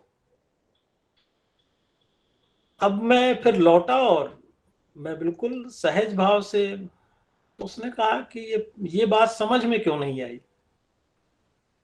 मतलब ये आपने ऐसे बोल दिया तो ये क्या क्या बात थी, हमें नहीं समझ में आई। तो मैंने कहा कि भाई देखो, ये मैंने बहुत सचेत होकर नहीं बोला था, पर उत्तर भारतीय लोगों में एक प्रचलन है कि वॉशरूम क्योंकि थोड़ी गंदी सी जगह मानी जाती है भारत में, और पाकिस्तान भी उसी तरह का एक गंदे राष्ट्र के रूप में हमारे भारतीय लोगों में प्रचलित किया गया है, तो इसलिए हम जो है पाकिस्तान, ये मेरे मुंह से निकल गया। और बाद में मैंने देखा कि वो ट्विटर वगैरह पर वो रोज मतलब इस बात को कि भाई ये ऐसा वाक्य है, तो ये ट्विटर पर वो चलाते रहे। यानी ट्विटर, फेसबुक और ये सब भी माध्यम बन गए हैं विश्व फलक पर हिंदी के विस्तार का। और उसमें एक सीनियर विद्यार्थी हमारा आया, ये आखिरी बात है, तो उसने कहा कि सर जिन्ना के बारे में आपकी क्या राय है। हमने कहा कि हमारी क्या राय हो सकती है, हालांकि हम और पाकिस्तानी प्रोफेसर बड़े गहरे मित्र थे, बड़े आत्मीय थे, एक दूसरे के यहाँ भोजन करते थे, और जो हिंदी ही है उर्दू, तो हम एक ही तरह से बात करते थे, तो लोगों को संदेह होता था कि ये दोनों प्रोफेसर एक ही भाषा पढ़ाते हैं। तो वो आया और उसने कहा कि सर आप माने या नहीं माने, लेकिन जापान के लोगों की एक रिसर्च है कि जिन्ना ने हिंदी को, जो दिल्ली के आसपास की भाषा थी, उसे ईरान बॉर्डर तक पहुंचा दिया। तो मैंने कहा भाई ये क्या है। बोला सर वो पाकिस्तान के किसी भी प्रांत की भाषा उर्दू नहीं थी, और पाकिस्तान जब बना तो उन्होंने सभी बलूचिस्तान, सिंध और उधर पश्तो वाले इलाके में सब जगह उन्होंने कहा उर्दू जो है हमारे देश की राष्ट्रभाषा होगी। तो हिंदी का विस्तार करने में जिन्ना की भूमिका को आप नकार नहीं सकते, ऐसा एक रिसर्च है। तो मैंने कहा कि ठीक है, इसे मैं अपने भारतीय मित्रों से, विद्वानों से पूछूंगा। तो ये मेरी आखिरी बात थी कि भाई भाषा का जो विश्व फलक है वो कई कई कारणों पर निर्भर होता है, और उसको हमें मतलब उन आयामों को देखते हुए हम उस पर चर्चा कर सकते हैं, विचार कर सकते हैं। बहुत बहुत धन्यवाद। बहुत शुक्रिया सर, आपने बिल्कुल 8 सूत्रीय वैश्विक फलक पर बात की हिंदी के, और जापान के और भारत के अनूठे संबंधों पर अनूठी दिलचस्प वाक्यों के साथ जो है हिंदी के वैश्विक फलक और जापान के संदर्भ को बहुत अच्छे से विश्लेषित किया। हम सब निश्चित रूप से लाभान्वित हुए। और हाइक्यू शैली की जैसे बात की, तो उसमें भवानी प्रसाद मिश्र की भी वो एक छोटी सी मुखड़ा इसमें मुझे याद आ गया, खूबसूरत होते हैं उदासी में गाए गए गीत, जैसे मेरे अब शाम के आंसू, कुछ इस तरह का वो जो है, जैसे मेरे आज के आंसू। तो ये है। और सुरेंद्रनाथ बोस भी एक, उनका भी कहीं मैंने पढ़ा था, सुरेंद्रनाथ बोस जो है वो बंगाली थे और विज्ञान पर उनका शोध कार्य और सब था, पकड़ थी। वो जापान जब गए तो एक अंतर्राष्ट्रीय विज्ञान सम्मेलन में जब गए तो वो थोड़ा सा प्रभावित हुए कि वो सारे शोध पत्र वहां जापानी भाषा में पढ़े जा रहे थे, और उससे प्रभावित होकर उन्होंने आके बंगाल में मातृभाषा में काम करने को अपना वो आगे बढ़ाया। तो ये भी है।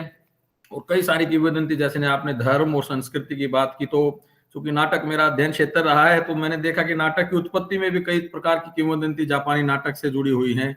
वो 6ठी-7वीं शताब्दी में किस प्रकार से धरती धस गई, एक किंवदंती ये भी है, और सांबासो नृत्य को उससे जोड़ा जाता है, और कबूरा जो लोक नृत्य है उसको जोड़ा जाता है, और दावा कावात्सु जो चीनी यात्री आया उसने 33 नाटक लिख दिए जापानियों के लिए आमंत्रण पर, और उससे भी जोड़ा जाता है, जिसकी चर्चा आपने अप्रत्यक्ष रूप से की कि धर्म दर्शन को जानने के लिए लोग जाते हैं और इस तरह का संबंध। तो बहुत अच्छा रहा सर, निश्चित रूप से ये एक, और जो प्रशांत जी की टिप्पणी बीच में अभी आई, तो हम आगे भी आग्रह आपसे ये रहेगा कि जब भी ऐसा कोई संवाद का अवसर आएगा तो आप निश्चित रूप से समय देंगे, और ये हमें कहीं ना कहीं मन में एक है कि हम आपको बुलाएंगे तो जरूर ही, और आप भी जरूर समय निकाल लेंगे, ऐसा हमारा मानना है।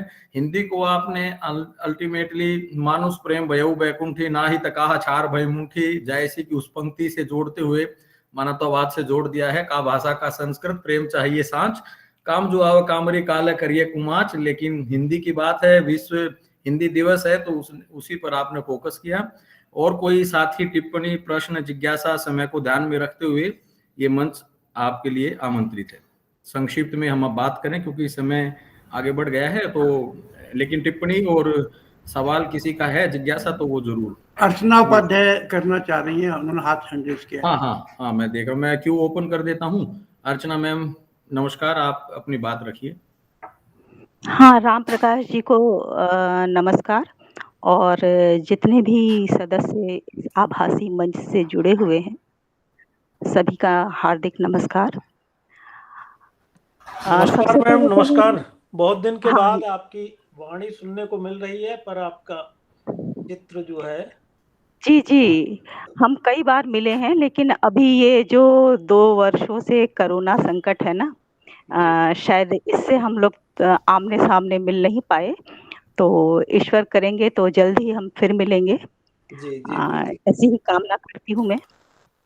और सबसे पहले बताऊं कि इतना अच्छा व्याख्यान दिया आपने कि जितनी भी प्रशंसा की जाए आपकी कम है। इतना सुव्यवस्थित और क्रमबद्ध तरीके से आपने वैश्विक स्तर पर हिंदी की जो स्थिति है, जो 8 उपक्रम आपने बताए, और उसके बाद हिंदी जो है वो अपने सैद्धांतिक रूप से और उसके बाद व्यवहारिक रूप से विश्व में कहाँ ठहरती है, और इससे भी बड़ी बात कि हिंदी का जो पार्श्व है उसमें एक जो संकेत की भाषा है, उसमें एक जो आभासी दुनिया है, जो आपने कहा कि भाषा के अंदर हम जीते हैं, भाषा के अंदर की जो आभासी दुनिया है, जो हमने स्वयं अपने मन से गढ़ी है या अपनी सुविधा के अनुसार हर व्यक्ति गढ़ी है, ये बहुत ही विचारणीय और सुखद बिंदु कुछ अर्थों में रहा।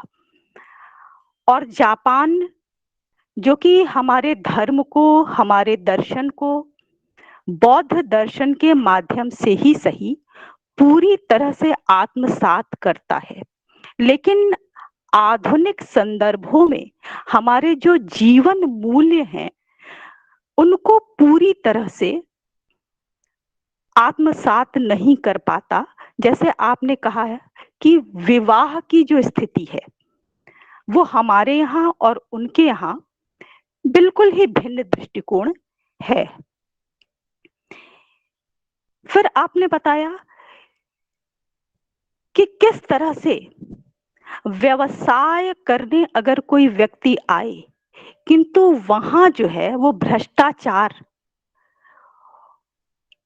के चंगुल में फंस जाता है तो भाषा को छोड़ देता है।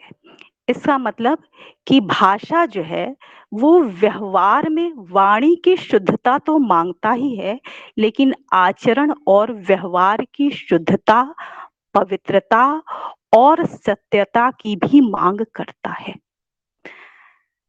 जापानी समाज में जिस तरह हमारी भाषा का सम्मान है, जिस तरह से आदर है, और वैश्विक स्थिति हिंदी के लिए किस तरह की है, ये सारे परिदृश्य आपने हमारे सामने रखा। बहुत ही मौलिक विचार आपने प्रस्तुत किए, इसके लिए आपका बहुत बहुत धन्यवाद। और मैं हृदय से चाहूंगी कि आप पुनः अपने इस व्याख्यान श्रृंखला को आगे बढ़ाएं और हमारे कॉलेज में पुनः आप जो है वो आए और हम सबका ज्ञान वर्धन अवश्य करें। धन्यवाद जी अमित जी। धन्यवाद मैम। यदि कोई और टिप्पणी, कोई जिज्ञासा है तो बताएं, नहीं तो फिर रामरूप जी से आग्रह रहेगा कि वो आज के कार्यक्रम का औपचारिक धन्यवाद ज्ञापन करें। जी sir, Manish ji hand raise कर रहे हैं। हाँ मनीष जी, बिल्कुल स्वागत है। बस एक छोटा सा इंटरवेंशन है।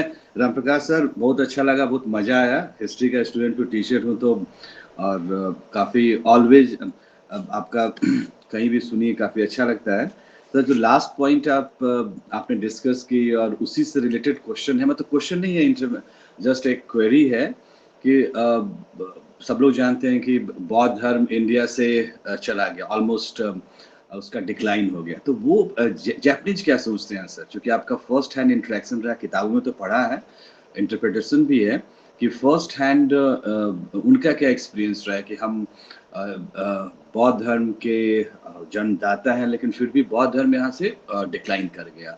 और दूसरा एक छोटा सा और क्वेरी है सर, भाषा को लेके इंडिया में हरदम डिबेट, डिस्कशंस और तनाव होते रहते हैं सर, तो इस दोनों इश्यूज पे वहाँ के कॉमन लोगों का या वहाँ के स्टूडेंट्स और टीचर्स का क्या ओपिनियन है?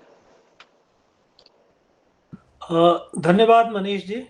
दोनों बड़े ही महत्वपूर्ण प्रश्न हैं, संक्षेप में उत्तर देने की कोशिश करूंगा।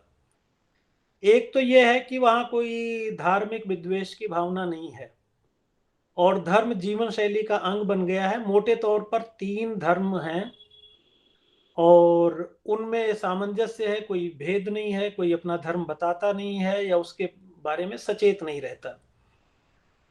तो और तीनों की प्रक्रिया लगभग सभी नागरिक अपना लेते हैं। यानी जब जन्म होता है तो शिंतो मंदिर में जाकर, जैसे हमारे यहाँ अनुष्ठान है, बहुत अनुष्ठानिक देश वो भी है, तो अनुष्ठान होते हैं। और फिर जब शादी की रस्मों रिवाज होती है, मतलब कम ही लोग करते हैं लेकिन जो करते हैं तो वो ईसाई मतानुसार उसका पालन करते हैं। भाई मंदिर में गए अपने और सफ़ेद गाउन वाउन पहन लिया और थोड़ा फूल वूल दे दिया, फोटो खिंच गया, तो ये शादी हो गई। और जो मृत्यु के संस्कार हैं जैसे अपने यहाँ होते हैं, तो ज़्यादातर सभी घरों में जो है वो उस समय जो है बौद्ध धर्म दर्शन के अनुसार उनका अंतिम संस्कार किया जाता है।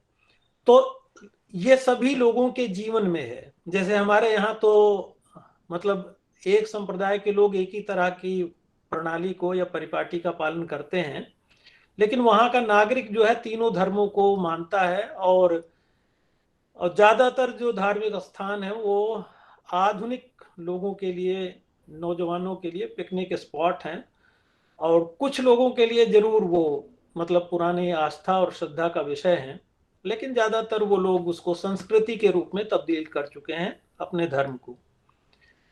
दूसरी बात है कि भाषा को लेकर कोई कुंठा उनके मन में नहीं है।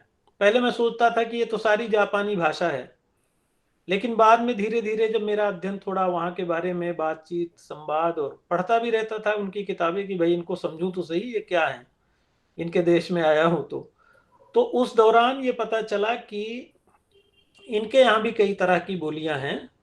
लेकिन जैसे हमारे यहाँ भाषा की एक राजनीति होती है, हमारे यहाँ तो राजनीति ही राजनीति है, मतलब किसी भी चीज का मुद्दा बन जाए तो वो राजनीति करना है। राजनीति उनके जीवन में शिथिल अंग के रूप में है। यानी मैं कई बार ये सोचता हूँ कि इस देश की, मुल्क की तरक्की में अगर राजनीति ही सब प्रभावित करेगी कि हमारा विद्यार्थी चुनाव लड़ता है तो वो राजनीतिक दल का होता है, गांव का प्रधान होता है तो राजनीतिक दल का होता है, नियुक्तियां होती हैं तो राजनीतिक दल की होती हैं, सड़क बनती है तो अथक परिश्रम से कोई राजनीतिक दल का विधायक या नेता बनवा रहा होता है।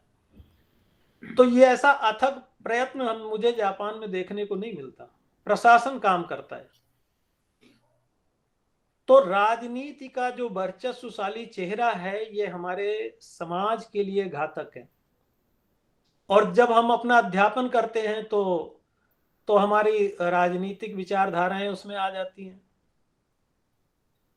तो क्या उनके यहाँ भी है, वैचारिक मतभेद है, सरकार का क्रिटिसिज्म है, लेकिन वो लोग जो है राजनीति जो है वो रोजमर्रा के जीवन में, अध्ययन अध्यापन में, प्रशासन में अदृश्य सी दिखाई देती है तो सही, लेकिन वो अदृश्य सी दिखाई देती है। और यही उनके छात्रों, कई बार मैं उन्हें विद्यार्थियों को उकसाने की कोशिश करता था, अरे भाई चीन वाले तुम पर हमला कर रहे हैं, तुम्हारी समुद्री सीमा में आ गए। तो विद्यार्थी कहते हैं सर हमें इससे क्या लेना देना। मैंने कहा करे तुम राष्ट्रवादी नहीं हो, अपने देश के बारे में नहीं सोचते, हमारा विद्यार्थी झंडा लेके खड़ा हो जाए। उन्होंने कहा सर हमारे पास एक सरकार है, प्रशासन है, सेना है, तो उनका काम है ये देखना, मैं झंडा लेके खड़ा हो जाऊंगा तो आपकी क्लास में तो क्या हो जाएगा। बिल्कुल सही कहते हो। अब हम जो है यहाँ कहते हैं कि चीन ऐसा कर रहा है, तभी तो देखिए ना जापान कहाँ है और हम कहाँ हैं। आप बता रहे थे ना कि यूपी की आधी आबादी है। हाँ। और वो उसकी जीडीपी देखिए, या जिस तरह से वो वेल डेवलप्ड हैं, डेवलप्ड नेशन में आते हैं, हमारी आबादी इतनी होते हुए भी और इतना पॉपुलेशन, ह्यूज ह्यूमन रिसोर्स होने के बाद भी हम काफी पीछे हैं, या हमारा जीडीपी हम काफी नीचे है इससे, तो आगे ही बढ़ गए। मैं एक एग्जांपल देता हूं, मैं आपकी बातों को ही साथ में लेकर के, जैसे आपने कहा, तो मैं एक अपनी बात रखना मेरी भी ठीक, मैं कुछ कहूँ इस पे। आप जापान की बात कर रहे थे, मैं बचपन में ना एक आती थी पत्रिका हिंदुस्तान, उसमें मैंने एक आर्टिकल पढ़ा था। तो मैंने पढ़ा था कि एक जापानी जो है किसी ट्रेन से सफर कर रहा था, मान लिए दिल्ली से बिहार के लिए सफर कर रहा था, और उसने जैसे सफर कर रहा था तो जनरल बोगी में जा रहा था, जिस तरह से जनरल बोगी होता है उसमें जा रहा था। लोग थे कि गन्ने चूस कर वो फेंक रहे थे ट्रेन में, बिखेर रहे थे, फेंक रहे थे, खाते थे, जैसे होता है ना, मूंगफली खा रहे हैं फेंक रहे हैं, गन्ने चूस रहे हैं फेंक रहे हैं। वो जापानी बड़ा देख रहा था, और उसने देखा कि जितने उन्होंने जब गन्ने चूस लिए फेंके तो उन्होंने सभी उठा लिया, और उसके बाद वो बैठ गया, और उसके बाद उसने उसको तराशना शुरू किया, काटना शुरू किया, और करते करते नेक्स्ट स्टेशन जाते जाते बिहार पहुंचते पहुंचते उसने ऐसी कलाकृति इसमें कर दी कि वो जाकर के स्टेशन पे बेच दिया, और कुछ पैसे भी उसको मिल गए।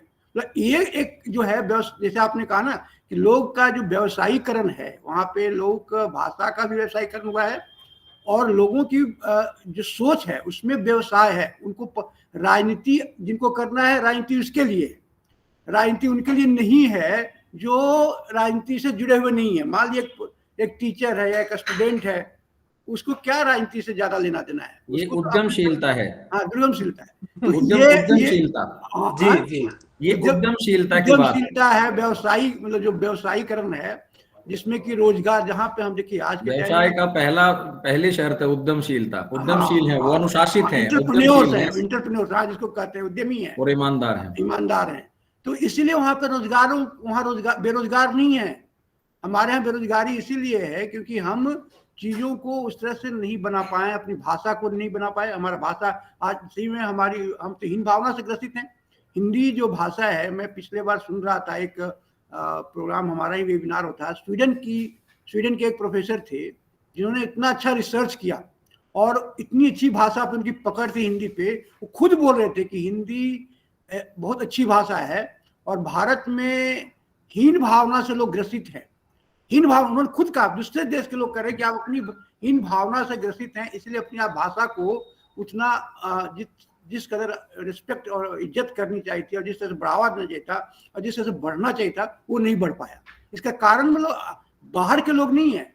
आज हम विश्व हिंदी दिवस की बात कर रहे हैं तो कहीं ना कहीं हमारे देश के भी कहा था, हिंद स्वराज में गांधी जी ने भी कहा है अंग्रेजी भाषा को लेकर। हाँ, तो हम अंग्रेज छोड़ के चले गए और अंग्रेजियत हमने सीख ली और हमारी अंग्रेजियत के कारण हम बहुत पीछे रह गए। बापू ने भी ये चिंता प्रकट की थी, वही प्रकट करती। और चीन है, जापान है, जितने भी विदेश के लोग हैं, विदेश हैं जहाँ पे बहुत अपनी भाषा पे जिनका अपना पकड़ है और अपनी भाषा को बढ़ाते हैं, तो काफी आगे बढ़े हुए हैं। तो मेरी बहुत ये बहुत एक अच्छा। टिप्पणी थी, और मैं राम प्रकाश जी के आज जो उन्होंने अपनी बात रखी है उसको जोड़ते हुए मैंने ये बात रखने की कोशिश की, और बड़ा अच्छा लगा राम प्रकाश द्विवेदी जी का आज सुनना और समझना, और हम आगे भी चाहेंगे कि इनको हम सुन सकें, जैसा कि अमित जी ने भी कहा है। धन्यवाद सर आप धन्यवाद। सबका। जी, मैं सर अब रामरूप मीना जी हमारे जो सृजन के परामर्शदाता भी हैं, डॉक्टर रामरूप मीना जी से आग्रह करूंगा कि आज के इस व्याख्यान, विभागीय विशेष व्याख्यान के समापन में औपचारिक रूप से धन्यवाद ज्ञापन करें। डॉक्टर रामरूप मीना जी। जी, सबसे पहले आज के कार्यक्रम में उपस्थित हमारे अतिथि वक्ता और सभी श्रोताओं को मेरा नमस्कार। आज हिंदी दिवस के, विश्व हिंदी दिवस के अवसर पर मुझे धन्यवाद ज्ञापित करते हुए बहुत खुशी है कि हमारे हिंदी विभाग ने हमें एक ऐसे अतिथि वक्ता को सुनने का अवसर दिया है जो खुद विदेश में, जिन्होंने प्रवास भी किया है और वहाँ पर अपना अध्यापन कार्य भी किया है, और वैश्विक फलक पर हिंदी भाषा की प्रगति और उसके प्रचार प्रसार से बहुत ही। रामरूप जी, मैं जी एक सर। बस एक सूचना मैं आप सबको यहाँ मंच पर देना चाहता हूँ कि डॉक्टर रामरूप मीना जी का जो शोध कार्य है पीएचडी का, वो प्रवासी साहित्य पर ही है। जी जी जी। तो मैं आज के इस अवसर पर हमारे अतिथि वक्ता डॉक्टर रामप्रकाश द्विवेदी सर का बहुत बहुत हार्दिक धन्यवाद ज्ञापित करता हूं कि उन्होंने इतना अच्छा वक्तव्य दिया, और उनके वक्तव्य से, उनके व्याख्यान से हम बहुत लाभान्वित हुए हैं। बहुत ही सारगर्भित और ज्ञानवर्धक व्याख्यान रहा। सर ने वैश्विक स्तर पर हिंदी भाषा के अनेक आयामों से हमें अवगत कराया, जिसमें हिंदी भाषा के प्रति लोगों के आकर्षण के अनेक कारण उन्होंने गिनाए। सांस्कृतिक उपक्रम हो, चाहे राजनयिक उपक्रम हो, राजनीतिक उपक्रम हो, सरकारी और गैर सरकारी, और प्रवासी भारतीयों का योगदान, जो हिंदी भाषा और साहित्य के प्रचार प्रसार में उनकी जो एक महत्वपूर्ण भूमिका है। और चूंकि सर मैंने भी मॉरिशस के प्रवासी हिंदी साहित्य से संबंधित विषय पर ही अपना पीएचडी का शोध कार्य किया है, और उस दौरान मैंने विदेशों में हिंदी भाषा के प्रचार प्रसार में प्रवासी भारतीयों का जो योगदान है उसके विषय में काफ़ी व्यापक अध्ययन किया, और किस तरह से यहाँ से गिरमिटिया मजदूरों को शर्तबंदी प्रथा के तहत जो अंग्रेज लेकर के गए, और वहाँ पर उन्होंने अपने प्राचीन धर्म ग्रंथों और यहाँ के जो सांस्कृतिक प्रतीक है, धार्मिक प्रतीक चिन्ह है, उनके माध्यम से भाषा और संस्कृति का जो विदेशी जमीन पर जो संघर्ष किया और वहाँ पर अपनी भाषा अस्मिता को जो जीवित रखा, वो हमारे लिए निश्चित ही एक गौरव की बात है। और सर मैंने, आपने जापान के संदर्भ में भी अपना अनुभव हम सबके साथ बांटा। मैं जेएनयू से मैंने अपनी जो है एमए की पढ़ाई की है, और मेरे साथ में मेरी कक्षा में जापान के 2 विद्यार्थी भी मेरे साथ पढ़े हैं। उनका हिंदी भाषा और साहित्य के प्रति बहुत विशेष लगाव था, और हिंदी सिनेमा के प्रति भी उनका लगाव था। मेरे एक जो जापान के क्लास साथी थे, योशियो तकाकुरा, उन्होंने हमारी जो हिंदी फिल्म है पानसिंह तोमर, उसमें उन्होंने अभिनय भी किया है। तो आपने जिन बातों से आज अवगत कराया वो बिल्कुल एक प्रकार से एक प्रमाण के रूप में मेरे सामने आई है। तो मुझे बहुत खुशी है कि मुझे भी और मेरे सभी शिक्षकों को और हमारे विद्यार्थियों को आप जैसे विद्वान वक्ता को सुनने का मौका मिला। इसके लिए सर मैं हृदय से आपके प्रति जो है आभारी हूँ, आपका धन्यवाद ज्ञापित करता हूँ। और मैं हमारे हिंदी विभाग और हिंदी विभाग के सभी शिक्षकों, प्राचार्य महोदय, आईपीसी के कन्वीनर और महाविद्यालय के सभी शिक्षकों का भी धन्यवाद ज्ञापित करता हूं कि उन्होंने समय निकालकर आज विश्व हिंदी दिवस के अवसर पर जो है अपना समय दिया और ऐसे महत्वपूर्ण व्याख्यान को सुना। सभी विद्यार्थियों ने भी सुना। यह हिंदी भाषा के प्रति प्रेम का परिचायक है, और इसी से हमें लोगों को प्रोत्साहित भी करना होगा, हिंदी के प्रति प्रेम भी जागृत करना होगा। तो सर इसी के साथ मैं आप सभी को पुनः एक बार धन्यवाद देता हूँ। जी धन्यवाद। बहुत बहुत धन्यवाद सभी का। धन्यवाद, बहुत बहुत धन्यवाद सर। और 2 घंटे का ये समय किस प्रकार निकला बिल्कुल पता भी नहीं चला, इतना रोचक रहा सत्र।